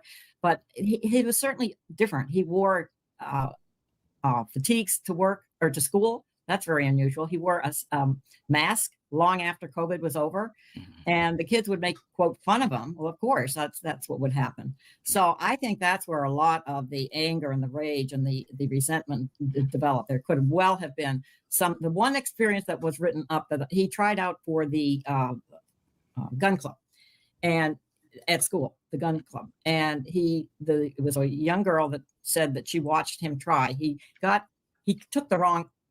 went from the first lane to the second lane and could have really hurt somebody badly. And the instructor there was so upset. He said, well, no, we can't have you here. And the young girl said when she was talking to whomever, that she wondered how embarrassed he might have been. It had happened in front of the other high schoolers. So that could be something that certainly is not a major thing, but there could have been much more to that one incident. It would be in high school and could have started something. But I'm with Greg that there's got to be something. There's some grudge, that grievance, whatever you want to call it. So, and I don't think he was that naive to not understand, what he was getting into. Another thing I would throw out here for consideration, there's Gavin DeBecker is another guy that does a lot of security thing, and he has security work, and he has an acronym that I think is applicable to a lot of this. It's JACA, JACA. And one, J is justified. They feel justified in doing whatever they're doing. And this goes back to this moral outrage and grievance or whatever we've talked about. That the A after the J is that there's no other alternative. They just see this as the way to go to resolve whatever the issue is they have. There's no other way. C is consequences. They're not concerned with the consequences. They're willing to take the risks to do this. In the last A is ability. They have the ability to do it. And when those four things align, when they have the justification, they don't see any alternative, they don't care about the consequences, and they have the ability, we're in a bad place. And that's where the security has to be tight, and you can't allow these people proximity to a venue or to a target. And to you, I think. So one of my favorite blogs is by Columbia University statistics professor Andrew Gelman, and he had a blog post July 26th, Neil Ferguson, J.D. Vance, George Washington, and Jesus. And he says that J.D. Vance quip about, we are effectively run in this country by a bunch of childless cat ladies who are miserable at their own lives and the choices they've made, so they want to make the rest of the country miserable too. You look at Kamala Harris, Pete Buttigieg, AOC, the entire future of the Democrats is controlled by people without children, right? That's J.D. Vance in 2021 on the Tucker Carlson show. And Andrew Gelman, who's center-left statistics professor, he says, this reminds me of an episode a few years ago involving Niall Ferguson, the respected historian and the bumbling political activist at Stanford University. In 2013, Niall Ferguson gave a speech at a conference of financial advisors where he explained that John Maynard Keynes had no children because he was a homosexual and was married to a ballerina with whom he likely talked of poetry rather than procreated. Niall Ferguson said it's only logical that Keynes would take this selfish worldview because he was an effete member of society. After it was pointed out to him that non-parents can still contribute in useful ways to society, such as George Washington and Jesus, Niall Ferguson took it all back, saying his remarks were doubly stupid. First, it's obvious that people who do not have children also care about future generations. Second, I'd forgotten that Keynes's wife, Lydia, miscarried. So Andrew Gelman's conjecture is this was a failed attempt by Ferguson at crowd-pleasing. But I wonder what Niall Ferguson thinks of J.D. Vance, because on the one hand, J.D. Vance would seem like the type of politician who Niall Ferguson would love. He's Ivy-educated, economic and social conservative, a book author with interests in geopolitics, has multiple children, and a wife who is not a ballerina. So J.D. Vance shares Niall Ferguson's concerns with deindustrialization, culture and political crises, the decline of Western civilization. Vance is hardline anti-abortion. Niall Ferguson appears to hold some anti-abortion views as well. On the other hand, Niall Ferguson is a strong supporter of Ukraine and an opponent of Vladimir Putin, where Vance takes the Trump line and says, I don't care what happens to Ukraine. Ferguson wrote, I will never condone Trump's conduct on January 6, 2021, when he incited violent attacks on the Capitol building, whereas J.D. Vance has promoted 2020 election denialism, and J.D. Vance has said that Mike Pence should not have certified the election results on that day. So Niall Ferguson could go either way. Maybe he'll side with Vance because it's all about stopping the West's long-term economic and moral decline. J.D. Vance supports lower taxes, less business regulation, restriction on abortion, policies to encourage more childbearing. Another perspective, it's all about the immediate threats of foreign aggressors like Vladimir Putin, the loss of democracy at home. So which way will Niall Ferguson go? So J.D. Vance is not running in a vacuum. Ferguson could well feel that Trump is so bad that he can't support his candidacy. Or Ferguson could believe that Kamala Harris is so bad that he'll support the Republican. So the rough equivalent of Niall Ferguson on the left is Paul Krugman, who must feel a twinge every time he endorses the Democratic Party's economic policies, but can justify his support given that he thinks the other side is just so much worse. And Andrew Gelman points out, I was wrong in 2011 when I said I was writing my absolutely last Niall Ferguson post ever. The guy just provides too much material for me to quit. He's right there at the intersection of politics and social science. So Andrew Gelman came up with the remark of crossing the John Yoo line. That's when you say such ridiculous things in published papers that nobody can take you seriously as an academic anymore. And Niall Ferguson, no. Andrew Gelman points out that Niall Ferguson crossed that line by about 2007. So J.D. Vance exists within, from a left-wing perspective, a weird political bubble. And he wrote a foreword to a book by Jack Posobiec, who promoted the Pizzagate conspiracy theory. Niall Ferguson is in a difficult position. He's a professional historian. You assume that he cares about the truth. Sure, he's known to gobble his facts from time to time, but he's a busy guy. He's effectively just trading off accuracy for speed. I don't think Ferguson wants to make errors. He just wants to write more articles and books. He has ideas to share with the world. He doesn't want to slow his output by stopping to check for errors or to correct them when they appear. Now, you'd think for a successful academic historian, the expense of checking for, acknowledging, and correcting errors is quite small when compared to the reputational hit of making high-profile mistakes. Niall Ferguson could just hire a research assistant. The real cost, however, would not be paying the student, right? The real cost is that Niall Ferguson would be restricted to only stating true facts. So it would reduce his flexibility in making the large claims. It is precisely Niall Ferguson's willingness to stretch the truth, not by flat out lying, but by simply not checking his facts, that gives him extra researcher degrees of freedom in his theorizing. So if Niall Ferguson engaged a fact checker, that would reduce his effectiveness as a social theorist and as a big picture historian, because it would constrain him in what he could say. And turns out that Niall Ferguson has tried to square the circle. He wrote that he basically falls in with J.D. Vance. And once again, with Niall Ferguson, you see he does not let facts get in the way of a good argument. So one of Niall Ferguson's latest kicks is comparing the current state of the United States with the 1980s Soviet Union, which I think is a completely ridiculous comparison, but it's just part of Niall Ferguson's dazzling ability to come up with theories completely unconstrained by facts. Right, here's a little commentary from Molly Hemingway. In this race is really the result of what was happening when Biden was the nominee. It wasn't just that Biden was losing to Trump, which he was losing very much to Trump. It was also that you had this down ballot collapse. Democrats were facing the loss of 5, 6, 7, 8 Senate seats, and they were not prepared to do that, even if they understood they might lose the presidency. And so what you're seeing with these polls is that it is certainly better than what they were dealing with Biden, but the fundamentals of the presidential race are almost certainly going to be the same, because to Olivia's point, what the Trump campaign has been doing is running against the Biden-Harris presidency, for which Kamala Harris is just as responsible as Joe Biden.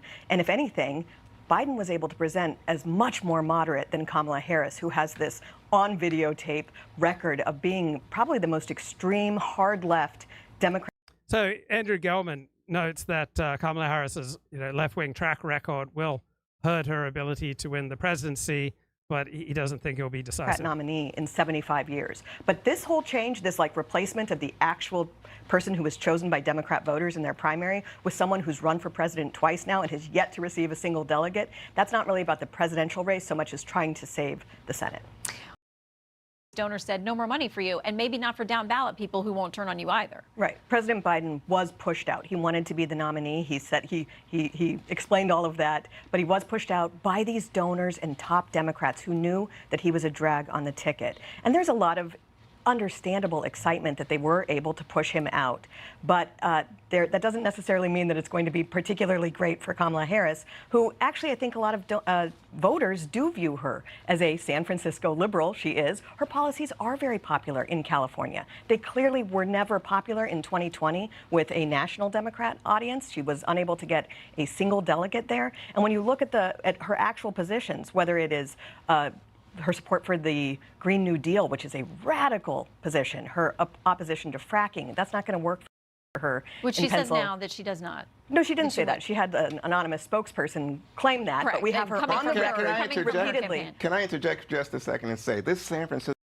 Okay, let me know if I already played this analysis of the and that's absolutely true. And I want to start with the fact that every vulnerability within physical parameter reasonability. And what I mean by that, I mean, it'd be difficult, and I'm not being facetious here, but it'd be difficult to identify all threats from Mars or the moon. Yeah, However, to say that, for example, an outer perimeter post or an outer perimeter building 150 yards away is not the purview of the Secret Service is nothing short of ludicrous and insane.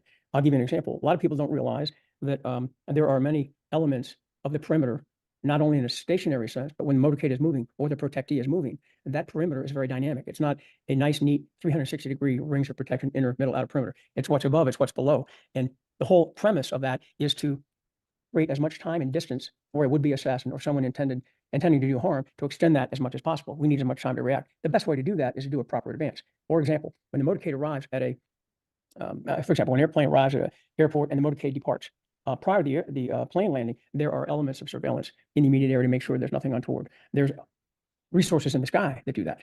When the protectee lands on the ground and gets into the motorcade, that basically begins a cascade of other security elements, a very proactive level under normal circumstances. For example, there's a helicopter, and that precedes the motorcade by significant distances. There are supposedly, should be a drone that does the same thing, especially at the site. Well, that helicopter element or the pilot car, for example, in a motorcade and other proactive elements have done a lot of work the day before, the day of, hours before, 20 minutes before. And their whole purpose in life is to look and see, are there any vulnerabilities that have developed in the last 10 hours? 5 hours or the last 10 minutes. The point of that is it's not restricted to 150 yards. That's the point. It can be miles. And to say that we all are only responsible for areas within a perimeter that we've defined is simply wrong. Simply wrong. Secret Service is supposed to be responsible for any threat within reason, to be able, within physical reason and capacity, to be able to identify and neutralize. So that particular response is completely irresponsible and devoid of any understanding of physics and the statute. Now, as part of the advanced work, they also, once they determined, hey, we got this building, got line of sight if some sniper was up there, the Secret Service would necessarily place themselves or place state or local police up there with this particular mission. You keep your ass up here until the event's over, and you're going to be in radio communication with us in the event you see anything. Absolutely. So that would be the SOP for this, correct? Yes, and yes, absolutely. And I can tell you from my experience, and I've had small, medium, and large venues with as many as 80,000, for example, at the advance I did for the Pope. SOP meaning standard operating procedure. In Carmel and Salinas, California. I've done many levels of protective arrangements and security advances of things in between. But the bottom line is, depending on the venue, depending on the geography, and depending on the threat level and the resources available, we put together a plan in an integrated, collective way, cooperating with everybody involved. Okay, let's welcome back Elliott Blatt to the show. Mr. Blatt, what's going on, bro? Sorry, Luke, just for a quick, I couldn't resist. I hate making double appearances. I've rarely done this. But there's just one point which I think you're completely off base on, and I need to counter it, if you might. Please. Okay, so your idea that the media plays 0.1%. Less than 0.1%. Yeah, I really couldn't disagree more. And I mean this with all respect, and here's my evidence. If you remember way back in early 2016, when Trump was emergent, after the announcement, the early Republican primaries, the media was all out in favor, behind Trump, if you can recall. Do you remember this? I don't remember them being in favor of Trump. I remember giving him a disproportionate amount of coverage. Yeah, I mean, it would be hard for anybody in that race not to come away with a conclusion that the media was backing Trump in that really narrow window of time. And, you could say, there's theories out there that they thought he would be the best one for Hillary in the general. So therefore they were not supporting Trump, but they were supporting him for sort of nefarious reasons. It wasn't authentic support. But nevertheless, there was a period of a month or two where the media was just agog with Trump's ability. Because remember, Jeb Bush was the heir apparent, right? Yes. He was the Bush. He had the Bush family name. It seemed to be a fait accompli. And then Trump just sort of stole the show, but I don't think he would have stole the show without the support of the media. So that's okay, what I believe. So go ahead. Well, so we're looking at a race now, which is arguably 50-50, right? With the full-fledged, unmitigated support of the mainstream media against Trump. And it has been this way forever. And if the media was, that intensely for Trump, I can't believe that there wouldn't be a 10 to 20% gap between Trump and his challenger. Okay, so how do you explain in the contest between Hillary Clinton and Donald Trump, the media was about 10-1 in favor of Hillary, and with regard to George W. Bush, he got elected twice, even though the media was overwhelmingly against him. The media was overwhelmingly against Ronald Reagan, and he got elected twice. The media was overwhelmingly against Richard Nixon. He was elected twice. How do you explain all these Republicans who faced essentially 10-1 opposition from the media and yet were repeatedly elected president of the United States? Well, I guess I disagree with your numbers. I think there was definitely a bias, but I don't remember. I remember a big part of the media being supportive of Reagan. I remember, I would call it 60-40, not the 90-10 that it is today. So I think the degree of support the media was behind Democrat candidates in the past does not even compare to the degree to which it's true today. But I mean, we do know the political inclinations of elite members of the media in the 1960s, 1970s, and 1980s, and it wasn't 60-40 Democrat over Republican. It was more like 7-1, 8-1, 10-1 Democrat over Republican? All right, I'm only going by my recollection and my perception. And my perception was that even though personally the individual members of the media may have supported the Democrat, I think they felt and acted on an impulse to at least conceal it to some degree.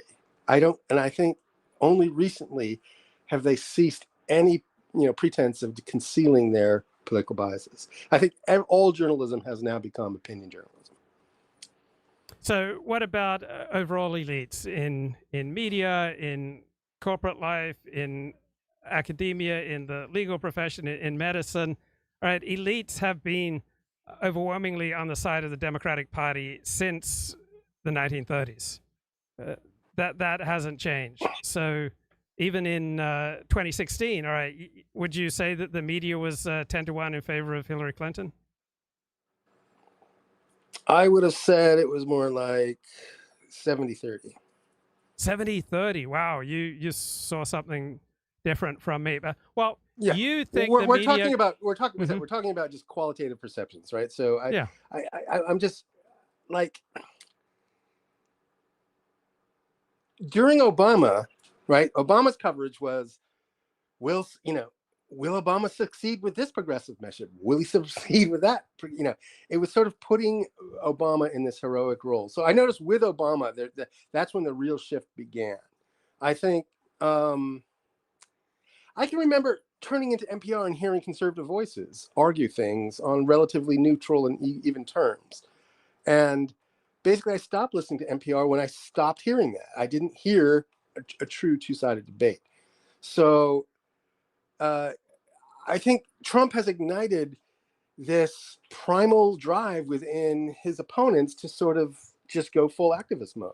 And I think that activist mode is effective.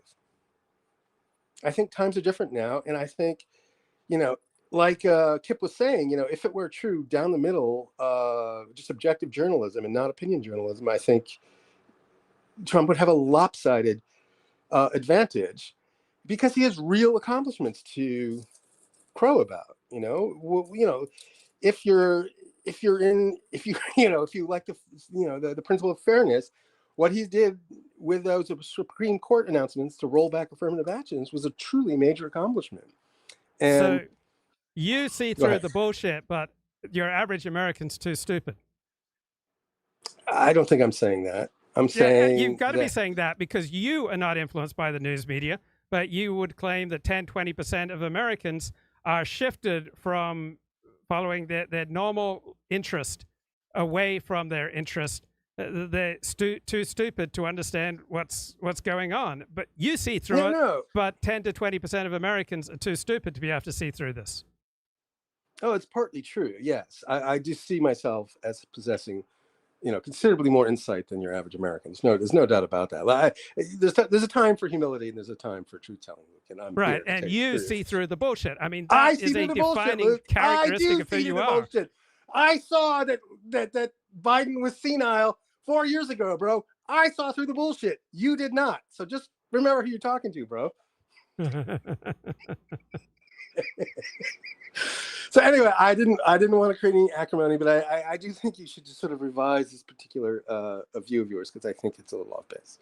Okay, so how many percentage points? So I wager that not even 0.1% of the vote is changed by the news media. Would you wager 10% of the vote? I would say minimum 10%, and it could possibly approach 20. So there's neutral coverage, and then there's imagine if the situation was radically reversed, and the media was all in for Trump. Can you imagine what you're saying? It would still only be 0.1%. I'm saying it'd be less than 0.1%. Yeah, I think you might be mathematically challenged, bro. You gotta brush up on that calculus. You know what I'm saying? Well, if you're right, then I don't know how we're still here. If people are so easily shifted against their self-interest, I would suspect that we would have been wiped out. I mean, the reason that we've been able to survive as human beings for thousands of years is that it's very, very, very difficult to shift people away from their self-interest. So the Nazis, who were great at propaganda, were unable to change people's minds. The Soviet communists, who were pretty good at propaganda, were unable to change minds. Mao's China was unable to change minds. I don't know of any example we have where political propaganda significantly changes a large portion of the population. People are really good. I mean, what's your own success rate in manipulating people to act against their own self-interest? It's really bad. When I was in third grade, I tried to buy a radio off these lunatics. All right, we had a loony bin, a mental asylum nearby, and these loonies would leave the loony bin for an hour or so every afternoon and walk to the corner store to buy cigarettes and candy. And as they were walking by, they were listening to the radio. And so I would try to persuade these lunatics to sell me their radio in exchange for my underwear. And I couldn't even persuade these lunatics to act against their self-interest. So, I mean, what's your life history with manipulating people against their self-interest? I guess that would include pretty much every woman you've been to bed with? Yeah. Your thinking is fuzzy here. Your epistemics are broken. You need to sort of reconstruct. You're saying Kamala Harris, without this immense tailwind provided by the media, would only be 0.1% less. Her support would be 0.1% less. Less than 0.1%. Yes. Less than 0.1. You're saying this on to this audience of 10. Yes. Yes. Well, you're not counting the other platforms, bro. I am huge on Twitter. Okay. All right. I think you're underestimating the power of the media. And I think they're waiting to be led. And people were all for, they got led into war with Iraq by propaganda. So propaganda is effective. There were no weapons of mass destruction, yet we went to war with Iraq anyway. People are 50-50 that Russia colluded with Trump to steal the election, right? 50-50. It was totally baseless, yet half the country believed that. To say that the media played no role in their conclusion is simply ignoring reality. No, I didn't say they played no role. I said it didn't change any minds. So how many Trump supporters bought into the media narrative that the 2016 election was stolen by Russia? Like zero. Zero Trump supporters bought into that narrative. On the other hand, it fed a need by people on the left to explain the 2016 election results. It filled a need. It provided a valuable service to them, and it also provided a platform for disrupting the Trump administration. It was very effective. Like, Donald Trump was not a particularly effective president, in large part because the left was able to concoct this factually bogus narrative, but tremendously effective narrative. So the people who bought into it were those whose self-interest was served by the narrative, and those whose self-interest was not served by the narrative didn't buy into it. So people reacted to the narrative exactly along the lines of their self-interest, no matter what the media did with it. What the media did was provide water to those who wanted to drink. Okay, here the media provides two things: facts and interpretation. Okay, and it's the job of the media, it seems, to not only provide "quote unquote" the facts, but really lean on the interpretation. So, that is the driver. That's why the media exists. It's to corral opinion around a narrative and make it seem true and good and righteous and actionable. I don't know, bro. But how many people change their minds against their self-interest? Really? Do you think thousands of rabid Trump supporters change their minds because of this media presentation? I don't believe so. I believe we're not talking about the extreme. We're not talking about the extremes. We're talking about the center, moderate or mild Trump supporters. Okay. So I'm saying there's probably 10% of the electorate is persuadable. Is that the real number? I don't know what the real number is. I think probably like 4%. It's really that low? Okay. Yeah. Well, on the edge of that 4%, there are people that can be persuaded to stay at home and just not vote, right? Yes. So maybe it's like 8%. So on either side. So, All right. Well, I don't know. I've made my point. You disagree. I've heard your point. I'll ruminate on it. I'm sort of in the midst of unpacking my groceries here. So I do think you're undervaluing the weight of the media, but Yeah, and also think about your own real life experience with manipulating people against their self-interest. Like, I have found it very difficult to manipulate women to go to bed with me when it's clearly against their best interests. I found it difficult in general to manipulate people against their best interests. Okay, so here's what I'd say. You're talking about a 180. So the media can take somebody that's on position A and make them do a complete 180. No, you can make them go to like 160 or 120, right? You can't like flip somebody overnight. You can move the gradient towards the other direction. So you're arguing that people really aren't influenceable, and that's, I think, is not true. That's an Eagle song, right? Is that Witchy Woman where you can never take someone where they don't want to go? What's that Eagle song? Is it Peaceful, Easy Feeling? I got a peaceful, easy. I got to refresh my lyrics. But there's an Eagle song how you can never take someone where they don't want to go. So, for example, Yes. if I were to change your mind on something, it's only in the area where you're already open to it and you just haven't seen a particular idea, but it is generally consonant with who you are. So I've never changed your mind in something where you are already determinedly going in a completely different direction. It's just that you're already pointing east, and I suggest something that's like 5 degrees off from east, and it generally fits with you. All right, a woman. This is a peaceful, easy feeling. A woman can't take you any way you don't already know how to go. So I think that's true. We don't so much change people's minds, but we can open up possibilities for directions that people are already predisposed to want to lean in. Yes, I totally agree with that. But I also think I've changed my opinion in years listening to you. I've, come in one opinion and, slowly, admiring gradually, sort of come around to a different opinion, And so, but then again, I like to think of myself as somebody who responds to evidence and logic, in the Ben Shapiroist formulation. So I'm aware of my own feelings, and I like to think that I can be aware of them as I'm considering something. But yes, I'm aware that I'm also not perfect at doing that. So you're basically saying there's really no point to the media whatsoever. No, there is a point, but it's not changing people against the direction they already want to go. What you can do is that you can send them in a new direction, but this new direction has to be consonant with the way they want to travel. Just like you can introduce someone to the Cultural Critique book by Kevin MacDonald, and it's only going to transform their life if they want to have a life transformed by this type of literature. That's a fair point. It's a stepping stone. So people don't jump across a river. They take one step at a time. And so, a book like that could, put a stepping stone in the direction of the river they want to cross because they feel that life is better on that side of the river. All right. I've taken on board. I didn't want to take too much time on this, but just all right. Peace. Shalom. Peace out. Okay. Desperado, why don't you come to your senses?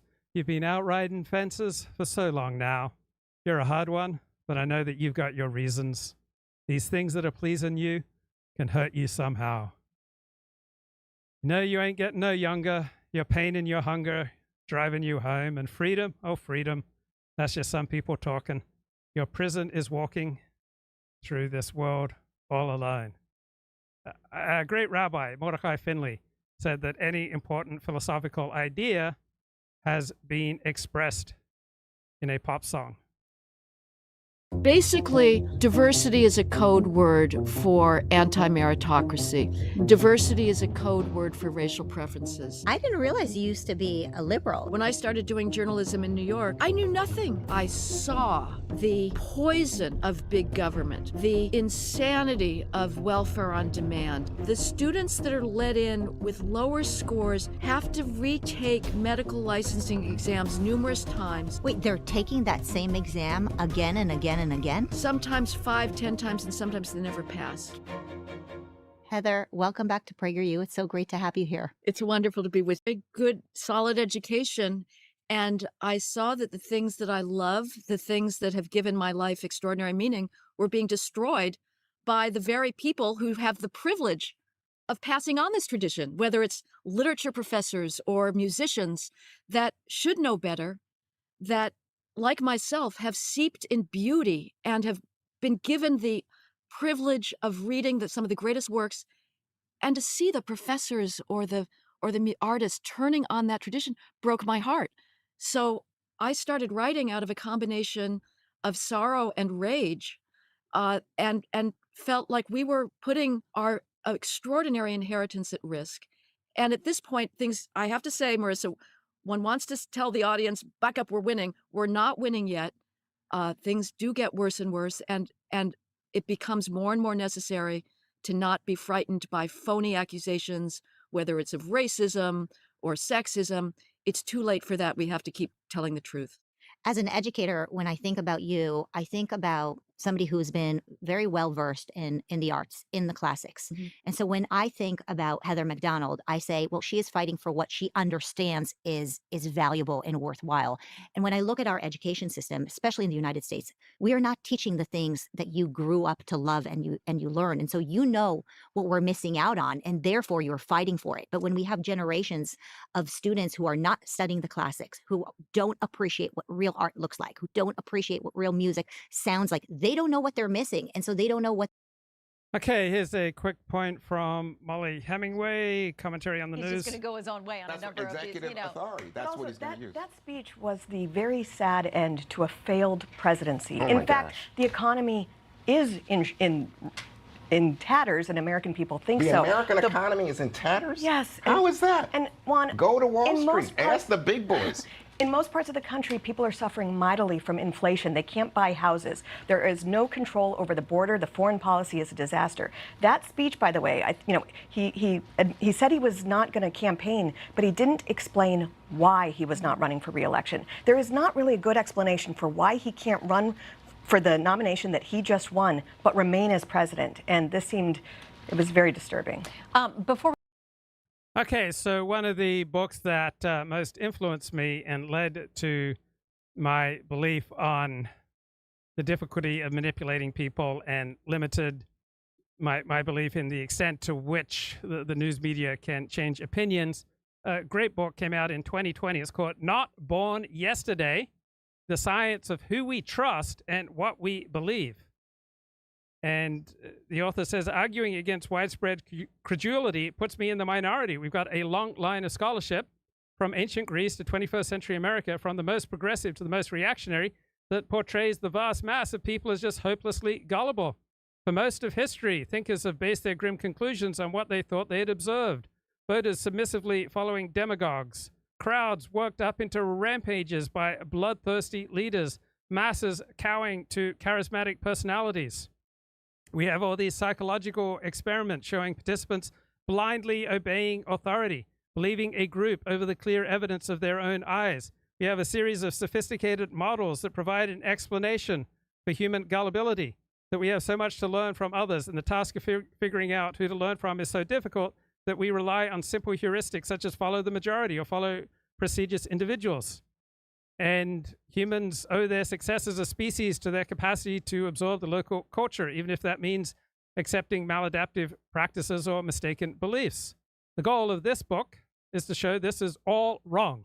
We do not credulously accept whatever we're told, even if those views are supported by the majority of the population or by prestigious, charismatic individuals. On the contrary, we are skilled at figuring out who to trust and what to believe, and if anything, we are too hard rather than too easy to believe.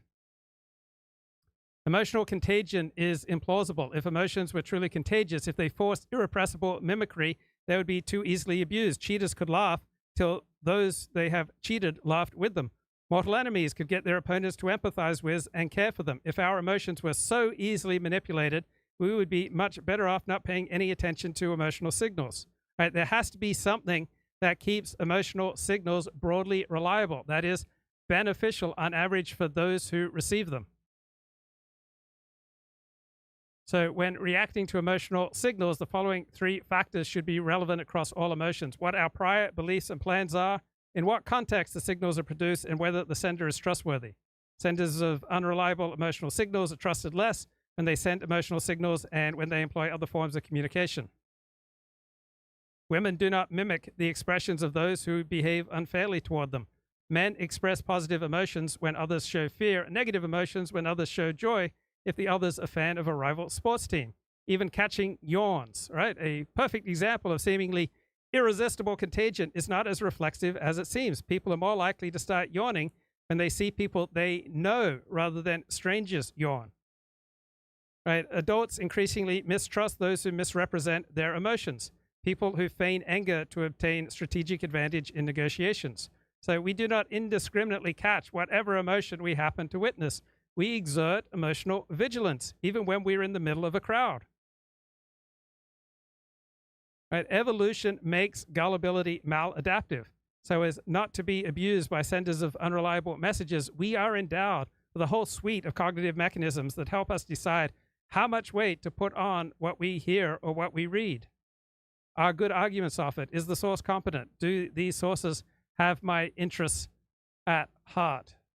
Let me pull together a little bit more on this. Meanwhile, here's some Children's Heather McDonald. ears need to be exposed to some of the greatest language that has been written to start understanding the rhythms that are possible in English, what the human imagination is capable of, whether it's the great British children's tradition of Wind in the Willows and Winnie the Pooh, or Melville, or Edith Wharton, Mark Twain. The irony and wit that has been passed down to us mere mortals that are inarticulate, that are blind, that are stupid to human dilemmas and sorrow and pain, but erotic longing for greatness. We learn from these greats. The attack on the arts is just, it's abysmal. I mean, to some it's ridiculous, but it's also, it's really heartbreaking and dangerous. It's totally heartbreaking. We should be down on our knees in gratitude before the great works of Western literature, Western music, art, and instead, view of students... gullibility, and who thinks that people are very easy to persuade, and even if people don't really give them any good reasons. And he wrote that human... So this is Hugo Mercier, cognitive scientist, author of Not Born Yesterday, Why Humans Are Less Gullible Than We Think. Beings are overly differential to authority, that they cower before uniform opinion, that they are swayed not so much by reason, but by a desire to belong, by emotional appeal, and by sex appeal. So this is pretty dire. And indeed, it joins in that long line of scholars and lay people alike who have thought that humans were quite easy to influence. And not only that, but that once you have some hold over someone, and once you can make them accept false beliefs, you can make them commit atrocities, as Voltaire, with some help from his translator, is supposed to have said. Whoever can make you believe absurdities can make you commit atrocities. And so the view that I will be mostly criticizing in this presentation can be summarized as along these lines. People are quite easy to persuade. They are gullible. So this blew my mind, but I was already predisposed to this point of view because there are certain perspectives on life that I think are more useful, even if their evident truth is not clear. So I learned in economics to discard the perspective that people are irrational, because that doesn't lead to interesting insights. And so I guess I had a predisposition to the point of view articulated by Hugo Mercier. And then when I read the book, it just took me further along this line of thinking. Right? I don't like the thinking that people with a different political or religious worldview are inherently worse than those who share my political, religious, moral worldview. Right? That people on the left are not necessarily worse than people on the right. I just find this makes me more open to reality. Even en masse. So even if a lot of people can be persuaded at once, whether through advertising, through propaganda, through political campaigns. And that is because broadly, people are quite unable to judge who to trust and what to believe. So as soon as I read The Bell Curve, it immediately aligned with my life experience. As soon as I read this book, I realized it immediately aligned with my life experience. I couldn't even talk lunatics out of trading their radios to me for something ridiculous. And that as a result of this, people accept a whole variety of false, asinine beliefs, and these can have quite dramatic consequences. And so what I will do now is trying to show you that all of this is wrong. And I will start by the first point, looking at how easy it is to influence people en masse when you try to engage in mass persuasion to influence a lot of people at once. I will look at 3 examples: propaganda in an authoritarian regime, political campaigns in the US, and advertising. So starting with propaganda, I will only look here at the Nazi example because it is, in many ways, the most infamous. It is also the one of the best studied, if not the best studied case of propaganda. Historians, and in particular Ian Kershaw, have done quite a bit of work trying to understand whether Nazi propaganda had any effect, whether it managed to sway the Germans to what the Nazis wanted them to believe.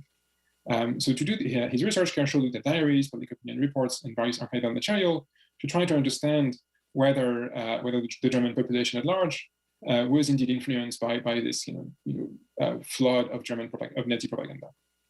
And his conclusion was that Nazi propaganda largely failed, except when it could, and I quote, build on existing consensus, confirm existing values, and bolster existing prejudices.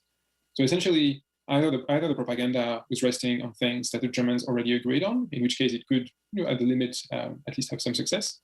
But whenever it really tried to change their minds, it mostly encountered failures. And since these it's nearly 40 years ago now, these early qualitative conclusions by Kershaw have been largely confirmed by a series of quantitative studies, of which I will just give you one example, a really kind of fascinating study by Maya Adena and her colleagues, in which they used the proximity with radio towers to measure the exposure to Nazi propaganda. So a lot of Nazi propaganda, maybe most Nazi propaganda was carried by the radio, which was the dominant medium at the time. And if you lived close to a radio tower, you had better signal, and therefore you were exposed to more Nazi propaganda. And the question is, does this increased exposure to Nazi propaganda lead you in particular to engage in more anti-Semitic acts, such as denouncing Jewish people to the authorities?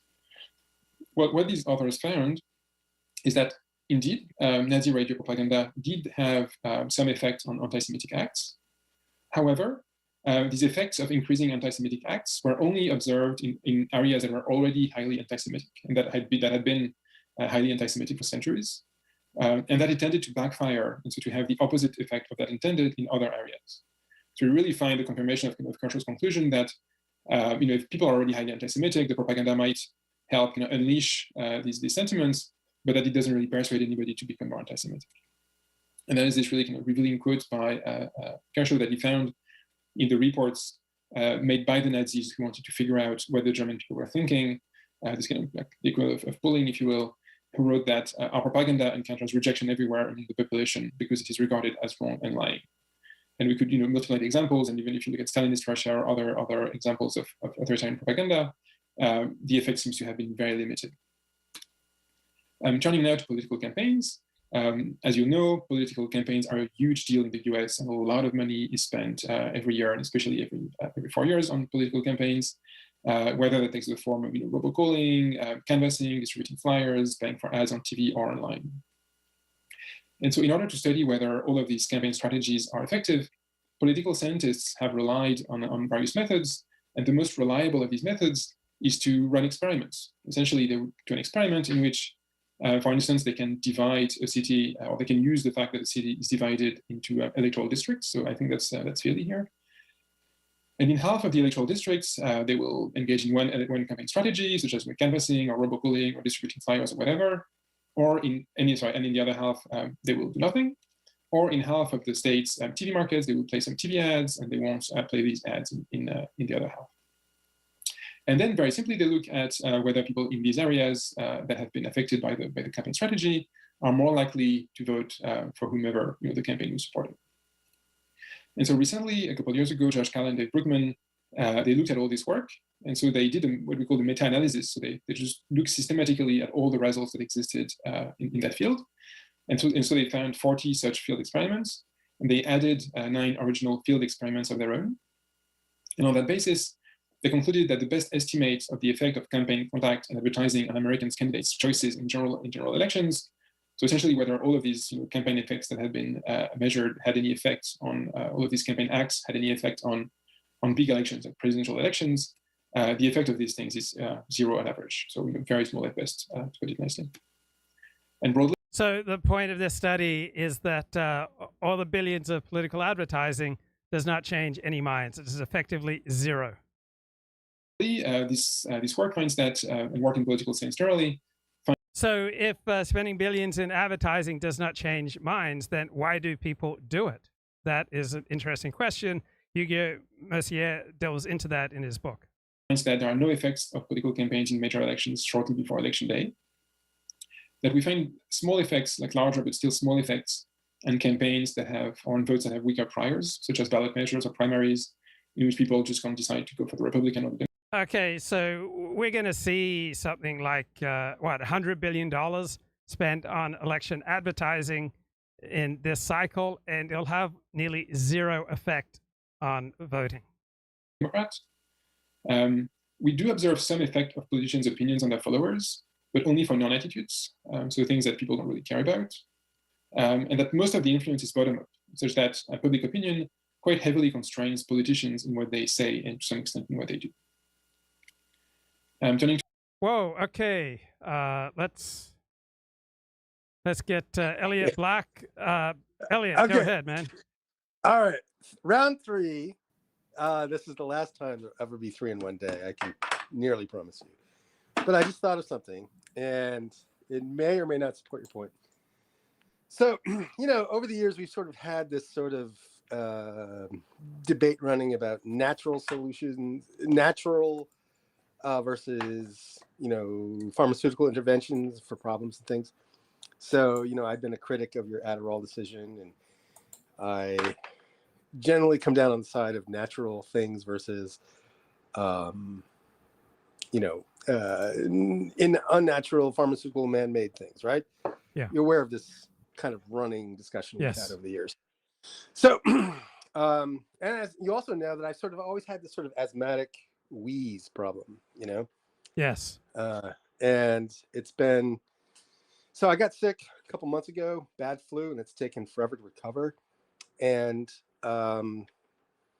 this one was particularly bad. It was like, it may have been COVID, may not, don't know, but I had this cough that just simply wouldn't stop, and so I've always had an inhaler. For the past years, I've had an inhaler which I've seldom used because it really cuts against my hero system to actually use these things, and so I'd been sort of adamant about not using it, right? Because it was, it's not natural. You know what I'm saying, bro? Yes. And so then flashback to a week ago, and I mentioned I had this conversation with Curious Gazelle. Yes. So within 10 minutes of our conversation, she says, that wheeze of yours, you need an inhaler. You should take your inhaler, right? Yeah. And I immediately got sort of defensive and, obstinate about not doing it. I made excuses and so forth. And so then finally, a couple days ago, I said, what the hell? Maybe I should this cough is really too much. I'm going to just throw whatever I can at this, including the inhaler. Oh my God. Including the inhaler, Luke. I'm going to do it. And so I busted it out, dusted it off, and started using it. And I've had pronounced improvement. Oh yeah, you sound so much better. But it took an attractive woman to say this to you. I could have talked about it for years, but because I don't have a great rack, who's going to listen to me? That's right. Exactly right. Well, I've never seen Curious Gazelle's rack, but you can imagine it. I mean, I can imagine it. Yeah, how fine it really is. Exactly right. So, but to your larger point, is the pain of my denying reality. Yes. Finally became too much to bear, and that's what it takes. That's how people change their minds. So this is in a way, it's sort of it's evidence in the support of your argument and not mine. So I just thought that was, I like to support my opinions by experiences directly from my life and not from studies. I'd like to. Yeah, you have a populist epistemology. Yeah, real life experience over expert opinion. at the very least, it makes for interesting stories rather than sort of Yes. dry recitation of statistics. I like to base things. If I can't root something in my direct experience, I don't really want to talk about it because it's just not interesting. Yeah, that's the kind of guy you are. That's the kind of guy I am. That's the man you are. That's right, bro. I go for my gut, bro. Yeah, you're authentic. When the government tried to take her water rights, her intuition was her only guide. She's a mountain woman. Powerful. I'll send you the Solux. Yeah. All right, that's all I got. I just want to throw in that little addendum because I thought it was appropriate to our conversation. Oh yeah, that's powerful. Thanks, bro. Blessings. All right, blessings. Okay, all right, let's get Claire Khaw in here. Claire, what's on your mind today? Hello. Kamala Harris is on my mind today. I notice you're talking her up, and I remember Elliott accusing you of trolling your audience. And Yes. I know you have your thing about, on the one hand this, on the other hand that. What are your true views about Kamala Harris? I think she has a 40% chance of winning. I don't think she is underqualified, so I think she's perfectly qualified to be president of the United States. I think she's far more qualified than Barack Obama was in 2008. I think she is highly intelligent. I think she has led an impressive life. I think she's got an impressive track record, and she has flaws. But I don't think Republicans should dismiss the possibility that she may very well win. But how would you feel if she actually won? Oh, I'd be horrified. Absolutely horrified. I mean, she's about the most left-wing. She was about the most left-wing senator when she was there. I think she has a fundamental personality characteristic of insecurity. I think if I had to boil down her personality to one word, it's insecurity, which I believe on a presidential stage would be disastrous. And therefore very easily manipulated by the deep state. I haven't listened to your stream throughout. Have you commented on the opening ceremony of the Paris Olympics? I have not. I've seen it abundantly documented that it was essentially mocking the Last Supper with some, pro LGBTQ performance. A large lady. Yeah. Took the so you didn't watch the whole thing? I didn't watch any of it, but I noticed it, but I haven't had anything to add because it's such an obvious story that thousands of other people have commented on. Yeah, I think it's disgusting from what I've seen. Well, I suppose you had to be there, so I'm glad that I saw it live and got into the spirit of things. And I got a lot of upset people when I said, well, obviously the Parisians took more trouble over their opening ceremony than the Londoners did. The London, perhaps you don't watch these opening ceremonies. No, I don't. I don't. Yeah, I mean it's so much a kind of what's the word? It's a musical. I mean, gay men and women watch these kind of things.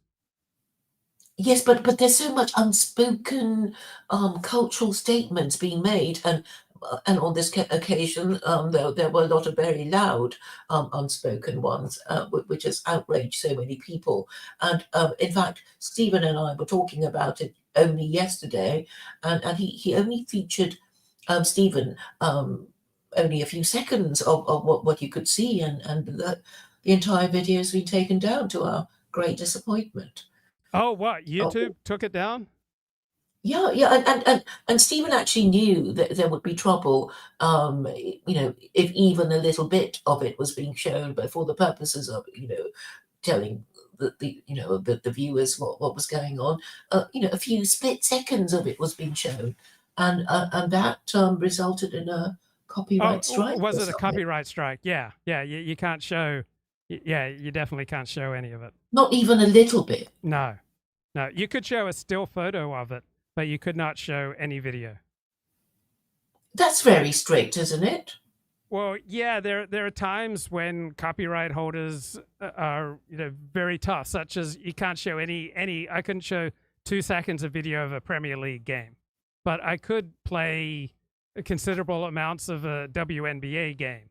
I can't play anything essentially from any video from CBS News, but I'll never get a copyright strike from Fox News. So different copyright holders stick up for their content and issue strikes. Like when I play an excerpt from a video, I often scroll down to the video description because many people will make clear that if you use any of their video, that they will try to get a copyright strike on you. Oh, right. And can you revive your video by paying? Can you just pay them something and your video? Not effectively. I mean, not in a way that will work for ordinary people. So yeah, you have to be aware of who will immediately make a copyright claim. And so I've learned many of these things the hard way. I see. Ah, yes, but yeah, I mean, I guess that's really on my mind. Yeah, I mean, if you use even a still photo, there are some people who will go after you, and they will hire lawyers. There are all sorts of lawyers who will go after anyone using any unauthorized even photos, and so it can be a major cause of hassle. They'll say, look, unless you pay us $5,000, we're going to take you to court, and they will do it, and they can wreck your life. So one has to be very judicious about using any third-party content. Now, generally speaking, you can play excerpts from academic presentations. You can usually play excerpts from interviews. You can usually play excerpts from Fox News, but most news organizations, you can't use any of their content, like HBO or Vice. You can't use any of that without getting a copyright notice. Right, but isn't there? I mean, supposing the Steve and I really wanted it back, there isn't even the option of paying them to get it back. Not effectively for the. I mean, even the other networks, like if I wanted to see highlights from the Olympic soccer, the United States defeated New Zealand 4-1. When I clicked on a video on the ESPN site, it only showed me still pictures, right? Even they couldn't use videos. So NBC is paying an enormous number of billions of dollars for the rights. And so they are very strictly enforcing the copyright. I see. Oh, well. But I guess I can still watch it on the on BBC iPlayer if I want to watch it again. Oh. Yeah, you can watch it, and you could probably get away with showing still photos from it, but you cannot even show 2 seconds of a moving video. And those other news organizations outside of NBC that show some video, it's under very strict conditions, and they're paying a lot of money. So I used to work for a radio station, and the radio station would spend thousands of dollars each year for the right to play music, and so the right to play any video from NBC. Other networks are paying high sums of money under very strict conditions. Let's see. Okay. Well, thanks for explaining it to me so clearly. I was very vague about these things, but fortunately, I don't tend to display things like that because I guess I'm too keen to yak away rather than show videos. But I see it's a very sort of masculine thing to do, watching things together and that kind of thing, which is really the content presentation of many YouTubers. Right. The CNN debate between Joe Biden and Donald Trump, I read up on the rules on that beforehand, and I could not have shown 2 seconds of video while that debate was taking place without getting a copyright notice. Oh, wow. But after that, the rules are different? At a certain point, the rules change, but you have to see things from the other party's point of view. So NBC, I don't know if they paid $20 billion or I don't know, $5 billion.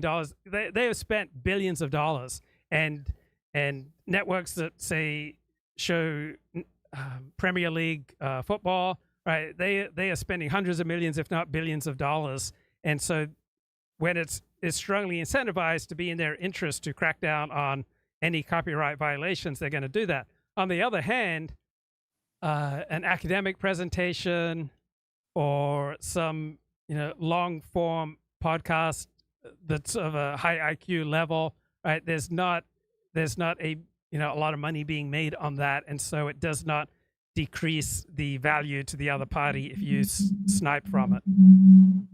Yes, and some people actually are pleased that you snipe from it. Yes, yeah, but other people are incredibly sensitive and react very badly and have the ability to really ruin your life and to hurt you. So you have to be highly judicious.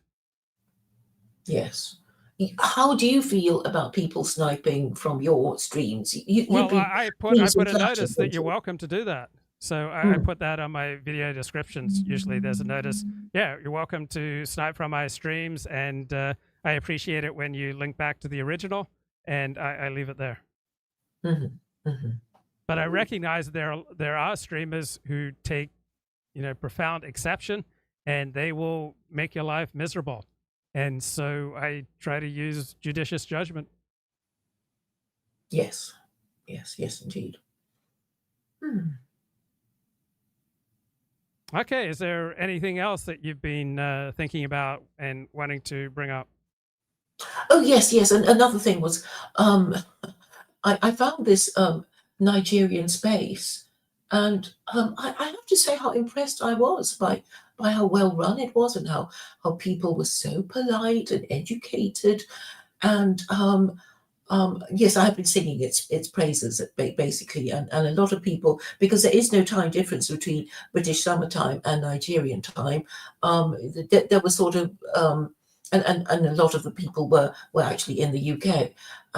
But the thing I noticed about it was how disciplined and cooperative and civilized they were, which I know a lot of people find it hard to accept. But I just wanted to say that, and their arguments. I mean, their attitude towards their government, and cost of living crisis, and elections, and COVID, and all, they were very similar to ours.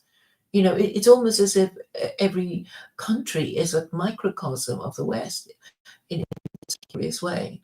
So I thought I'd just mention that. Yeah, I think Nigerian immigrants in the United States have just a huge education component. I mean, graduate school education is very common for, I believe, members of the Igbo tribe that have, I believe they're from Nigeria, who have emigrated to the United States, very well educated. Yes. So I was very impressed with the quality of the discussion and the people, and it just sort of made me feel a little concerned about the quality of people in the West who really talk are not able to make much sense. I suppose is what I'm trying to say. And I suppose, the whole problem of the West is how it has become a victim of its own success. Everybody speaks their language. There's obviously quite a lot of talent in the rest of the world, and they use English, and they come to the West, and they enjoy a better education than people do in the West, and this makes Westerners at a disadvantage to these immigrants. So this is what came to my mind when you were talking. It's kind of orthogonal to what you're saying, but I think you'll get it. But I've noticed is that people have a huge emotional commitment to reacting to news. So, for example, I have a high happiness bias. My strong bias is to interpret what's going on in the world in ways that make me happy. And I kind of developed this in reaction to what I saw dominating distant spaces, this strong desire to interpret the news as an excuse for passivity and as a feeling of frustration and depression. So I know many people that I've streamed with, whenever anything seems to happen in the world, they just descend into gloom and doom. That they have a strong emotional commitment to passivity and to feeling doomed and depressed. That seems to be a dominant dissident reaction that I noticed to the news. I just noticed that people overwhelmingly tend to view what's happening outside of them in terms of what's going on inside of them. So happy people tend to try to interpret the news in ways that further their own happiness. People with a great sense of efficacy, meaning their own ability to adapt and to make a difference in their own lives, tend to interpret the news in ways that support their belief in their own self-efficacy. And those people with a strong emotional commitment to passivity, they interpret the news in a doom and gloom and depressed scenario. So I'm just curious, to the extent that you're aware, what is your emotional commitment to the news when something like the Olympic ceremony, where they were putting on a sacrilegious perspective on the Last Supper, were you emotionally looking to be outraged? Were you emotionally looking to believe we're doomed? I think we ought, if we're interested in the news, we tend to be interested in it through a prism that achieves a reliable emotional return. Any thoughts? I was actually quite enthusiastic about it because the spectacle and the scene setting I thought was far more ambitious and successful in scale than the London ones, and saying that attracted a few a bit of abuse from people, Londoners I imagine, who disagreed. But I thought the way they did it was quite impressive, and even the rain. I was astonished at the enthusiasm of the people in the boats waving, and even the degenerates, doing the somersaults and fashion shows and whatever. And you could see, that this red carpet thing that they were doing their displays and acrobatic stunts on was getting very, very sulky, and but I thought that their acting skills were quite good in giving the impression that it wasn't raining at all. Okay, but my question was, what's the primary emotional payoff that you seek when you look at the world outside of you? Because I noticed that people are overwhelmingly seeking a particular emotional payoff. For many people, they are seeking reason to feel even more depressed. I am seeking a payoff of feeling happy. No matter what goes on in the world, I want to find something that increases my happiness level. So I have a particular predisposition. So are you even conscious of the primary emotion that you seek out when you tune into the news? Are you primarily seeking joy, astonishment, outrage? Are you conscious of a primary emotional payoff that you're consistently seeking through engagement with the wider world? I like to think that I am neutral and assess things in a realistic way. So, but also I see myself as a political activist, and I think if you are a political activist and even call yourself one, you would have to see the world through a perspective of optimism. So I guess that's the only way I can make sense to you. How I make sense of that is that when you look at the outside world, you're looking for increasing evidence that you are right. Yeah, but you people say things like, "Oh, it's gonna get worse before it gets better." So I suppose I could say, "Oh, it's getting worse, yay," because it means it's going to get better. Perhaps I kind of maybe I should just be grateful that I'm still around to notice these things. But what about my observation? Do you think I'm right? Do you think I'm wrong? That I kind of sense underneath what you're saying that your primary purpose for following the news and observing the world outside of yourself is to bolster your own sense of self, your own self-esteem, to provide even more evidence that I see things more clearly than everybody else. Yes, perhaps. I mean, because I have a particular worldview, I would be seeking confirmation of bias, and I might be, using things that other people would see as, terrible, and taking a different perspective. I don't quite know how. Whether it's good or not. I mean, I think of Jews who are supposed to praise God even for misfortune. When I realised that, that made a great impression on me. So Because it's a big goal. I had a beautiful girlfriend who I asked her how much of her self-esteem came from her looks, and she said 100%. And she may have been exaggerating. It might have only been 80%. But I would say that I get approximately, this is my self-perception, I get about 50% of my self-esteem from what I'm doing here, from my live streaming, from my social media commentary, from my essays and blog posts. So I would say I get about half of my self-esteem from my ability to decode and then share what's going on in the wider world.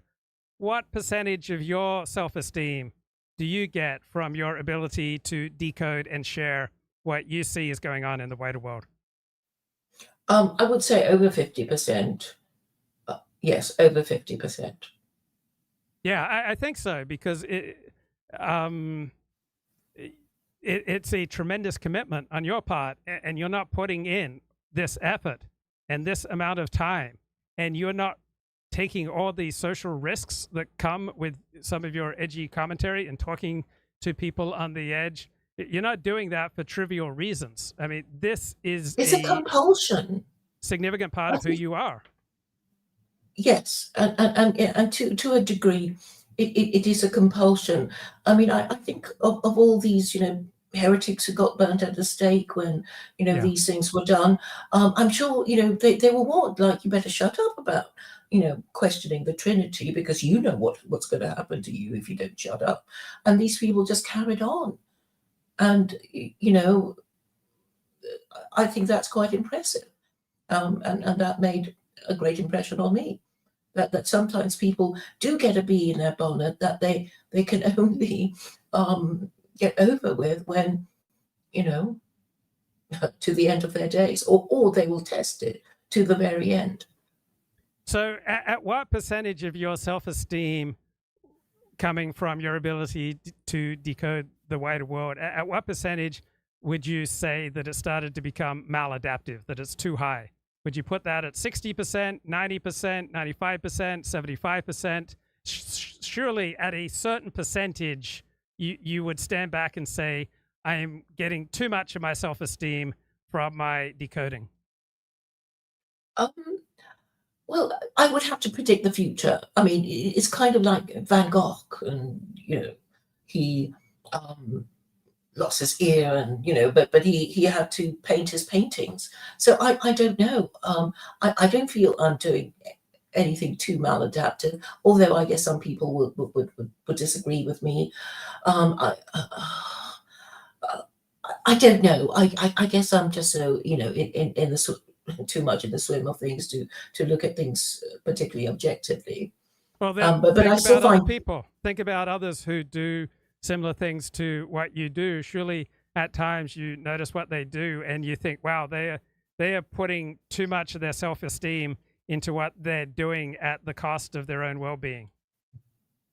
Well, I suppose that the closest person fitting that description would be you, Luke.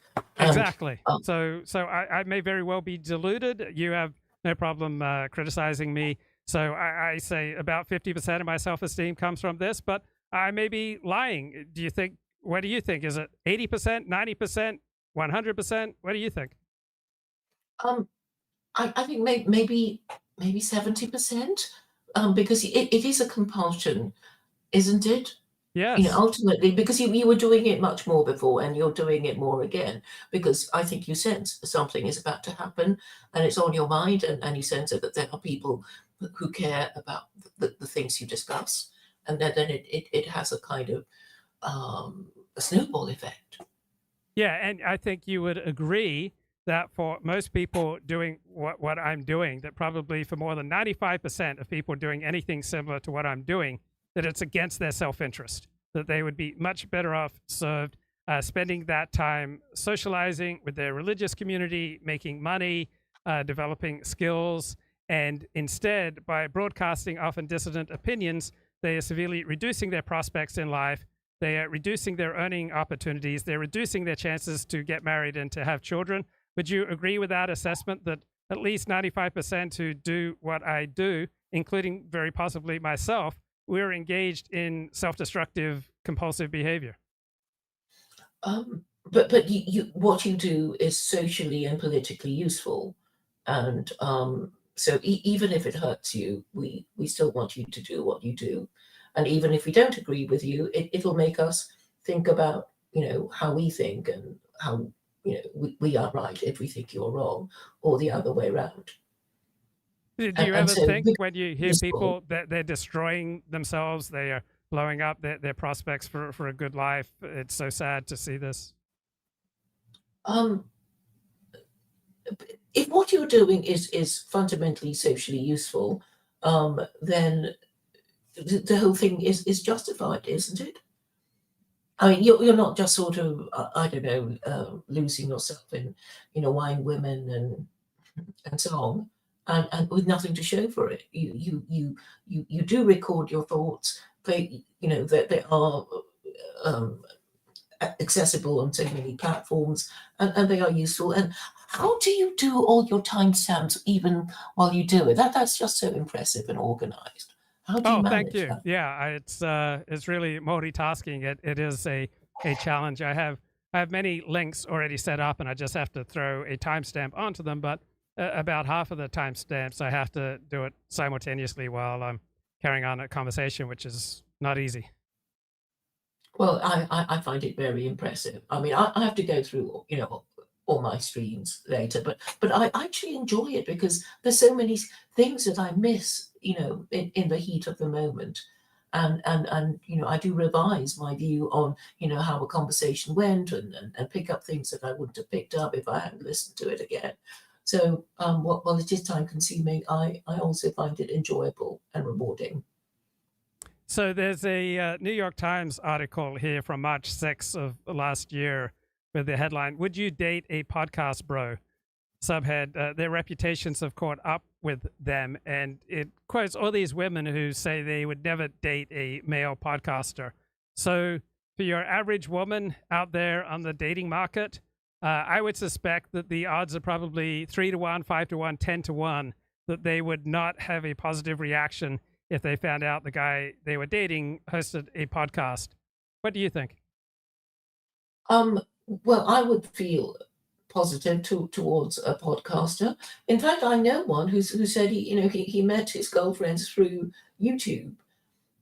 So I think putting so much of yourself online has the effect of making the person listening to you think they know you quite well. And I guess if they like you, then you're in, aren't you?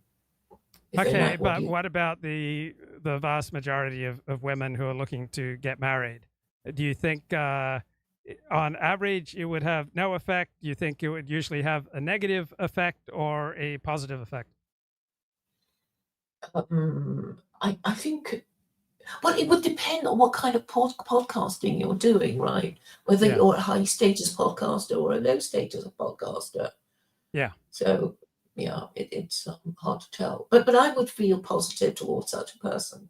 I know you would, but you're not representative in many ways of the average female. So here are some. But I think it would be they might hope he's a high status podcaster,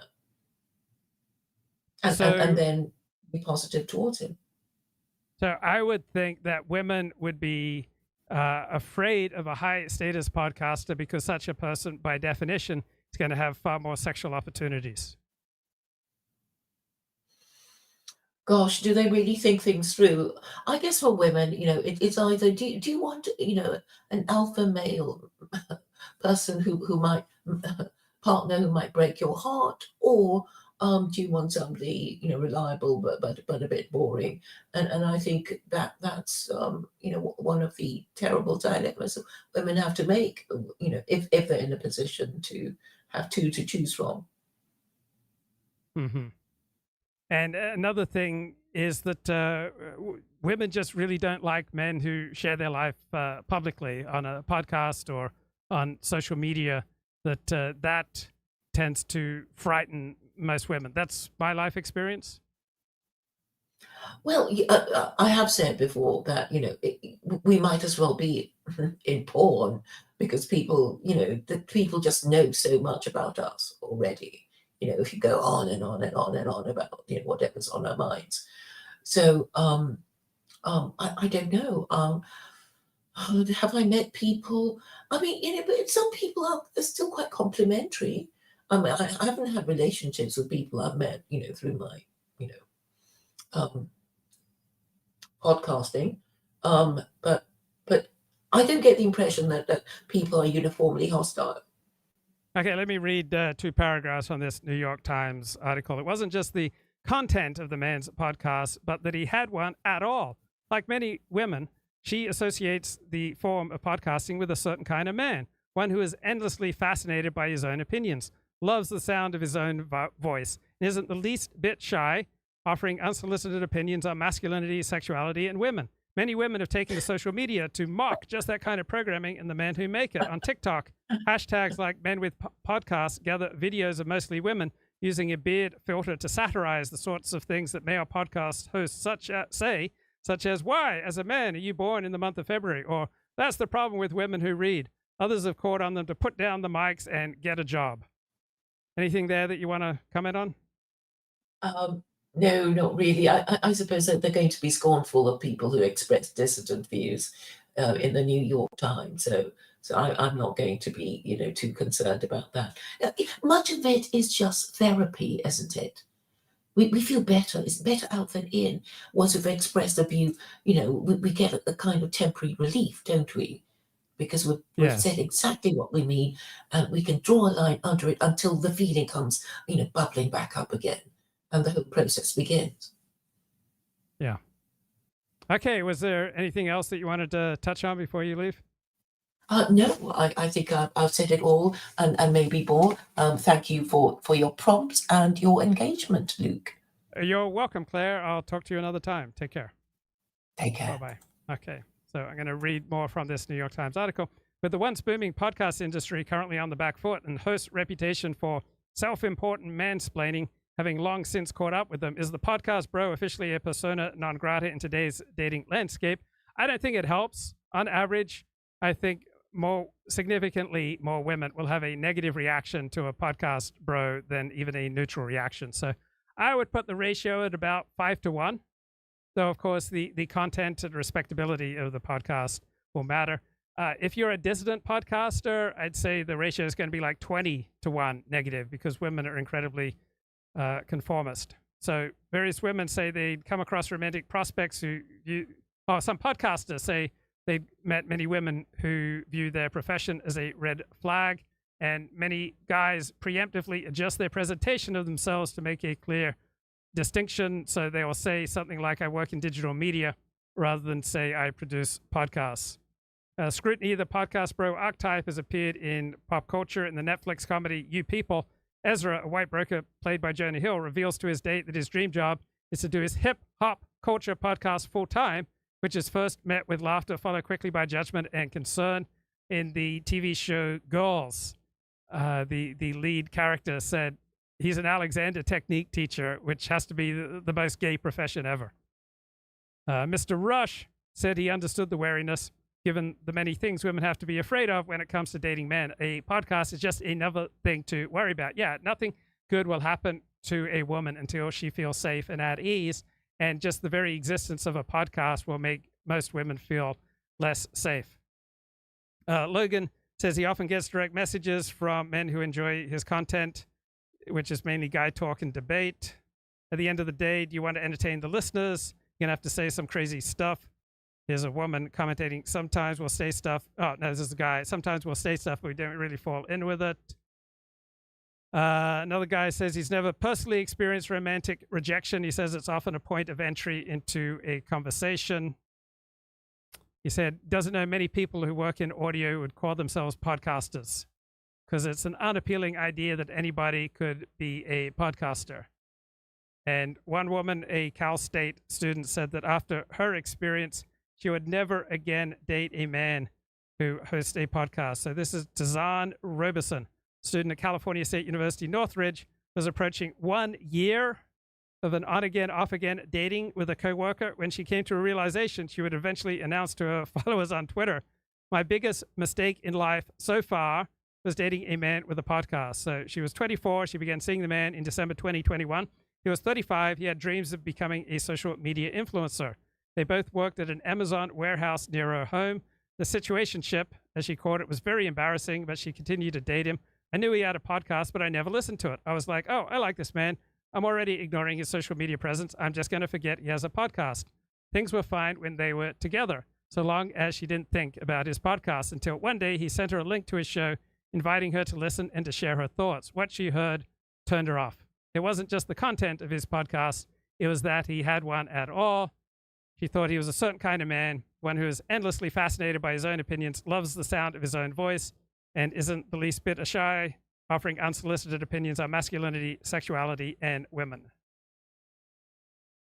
So I remember I was attracted to a woman.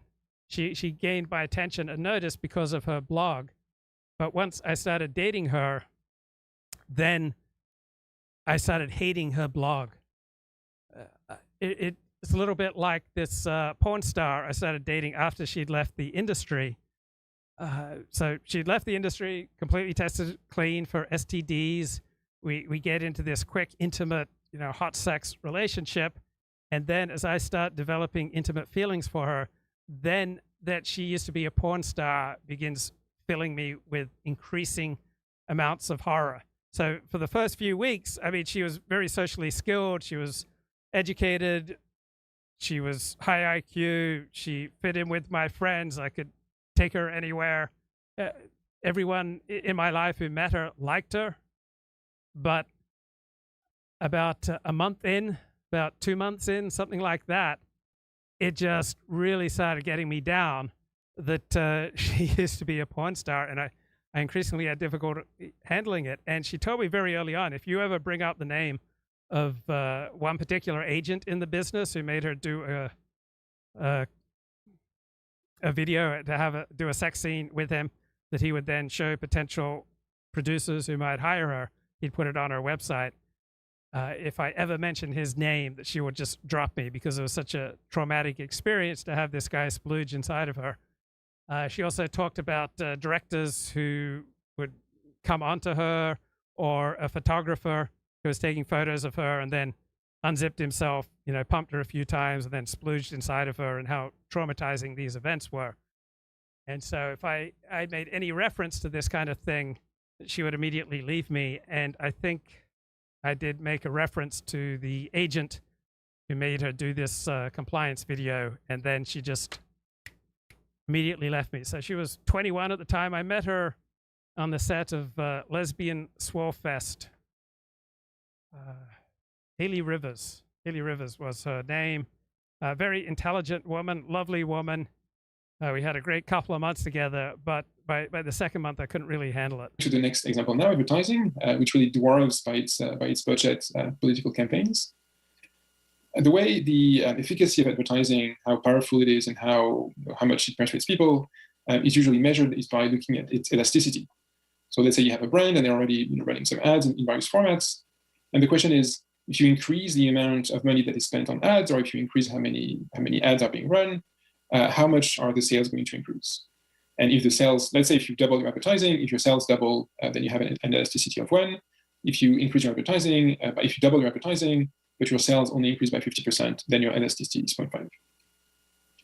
And the best review that there is now of the effects of TV advertising is a recent paper by Brad Shapiro and his colleagues, in which they've looked at hundreds of advertising campaigns. And their conclusion is that a sizable percentage of they found a sizable percentage of statistically insignificant, or really, really so tiny that we can't be sure that they exist, or negative estimates. And to be more precise, on the whole, they find that the average elasticity is 0.01. So on average, they find that if you double your advertising budget, your sales are only going to increase by 1%. So the effect is absolutely tiny. So broadly, the effects of advertising appear to be small or non-existent. And indeed, that's been in a way kind of known for a while. And Garrett Ellis, one of the gurus of advertising research, put it in his book. The truth, as many advertisers will quickly admit, is that persuasion is very tough. So we can see from these 3 examples, and really they could be multiplied, and we could be looking at religions or other domains, but the same pattern we could obtain, that mass persuasion, when you try to convince a lot of people at once with some kind of simple messaging, persuades nearly no one. The only messages that have some, that do manage to spread are those that resonate with people's priors. So things that people would already be in. So just putting a picture of Haley Rivers, aka Jenny, who I dated for a couple of months or so in 2004. To believe, and so things that presumably would have little effect on them. And that it is only when some trust has been earned that some influence is possible at the margin. Why? Why is it so hard to persuade people, especially to persuade a lot of people at once? Well, I think it is because humans possess sophisticated cognitive mechanisms of open vigilance, or mechanisms that we've also called mechanisms of epistemic vigilance. So how do these mechanisms work? Well, when we're told or when we read something, the first thing we do is we check the plausibility of the content given our priors, given what we already believe, given what we already know. So for instance, if Joan tells you you should buy this phone, the first thing you will do without even thinking about it is looking at whether that belief is coherent with what you believe. So if she's recommending an iPhone and you hate everything Apple, for instance, then you will think that she's wrong. That is a default reaction. Anything that someone tells us that doesn't fit with our priors, that doesn't fit with our beliefs, our intuition is to think it is false. Fortunately, we have cognitive mechanisms that can allow us to overcome this initial rejection and to accept communicated information, even if it clashes with our beliefs. So even if something that might seem surprising or implausible, under some condition, you will change your mind. And until about. And so, what are the cues that you might look at to decide to accept something you would have initially rejected? Well, you look at whether the source is well informed. So in the example we have, does Joan have personal experience with the phone that she's recommending? Is the source competent? Is Joan someone who knows a lot about smartphones? Does the source have your best interests at heart? Is Joan, a salesperson in an Apple store, or is she just a friend of yours? Are many people agreeing? If all of your friends are recommending the same phone, well, maybe it's a good reason to give it a try. And are there good arguments? Is Joan able to explain to you why this phone is so good, by appealing to its battery life or the quality of its camera or whatnot?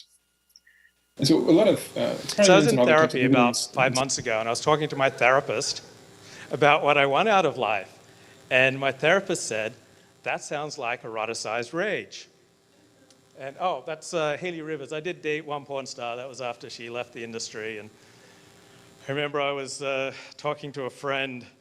I was kind of concerned about one of the scenes that she'd done. It upset me. And my friend said to me, well, at least you know she isn't racist.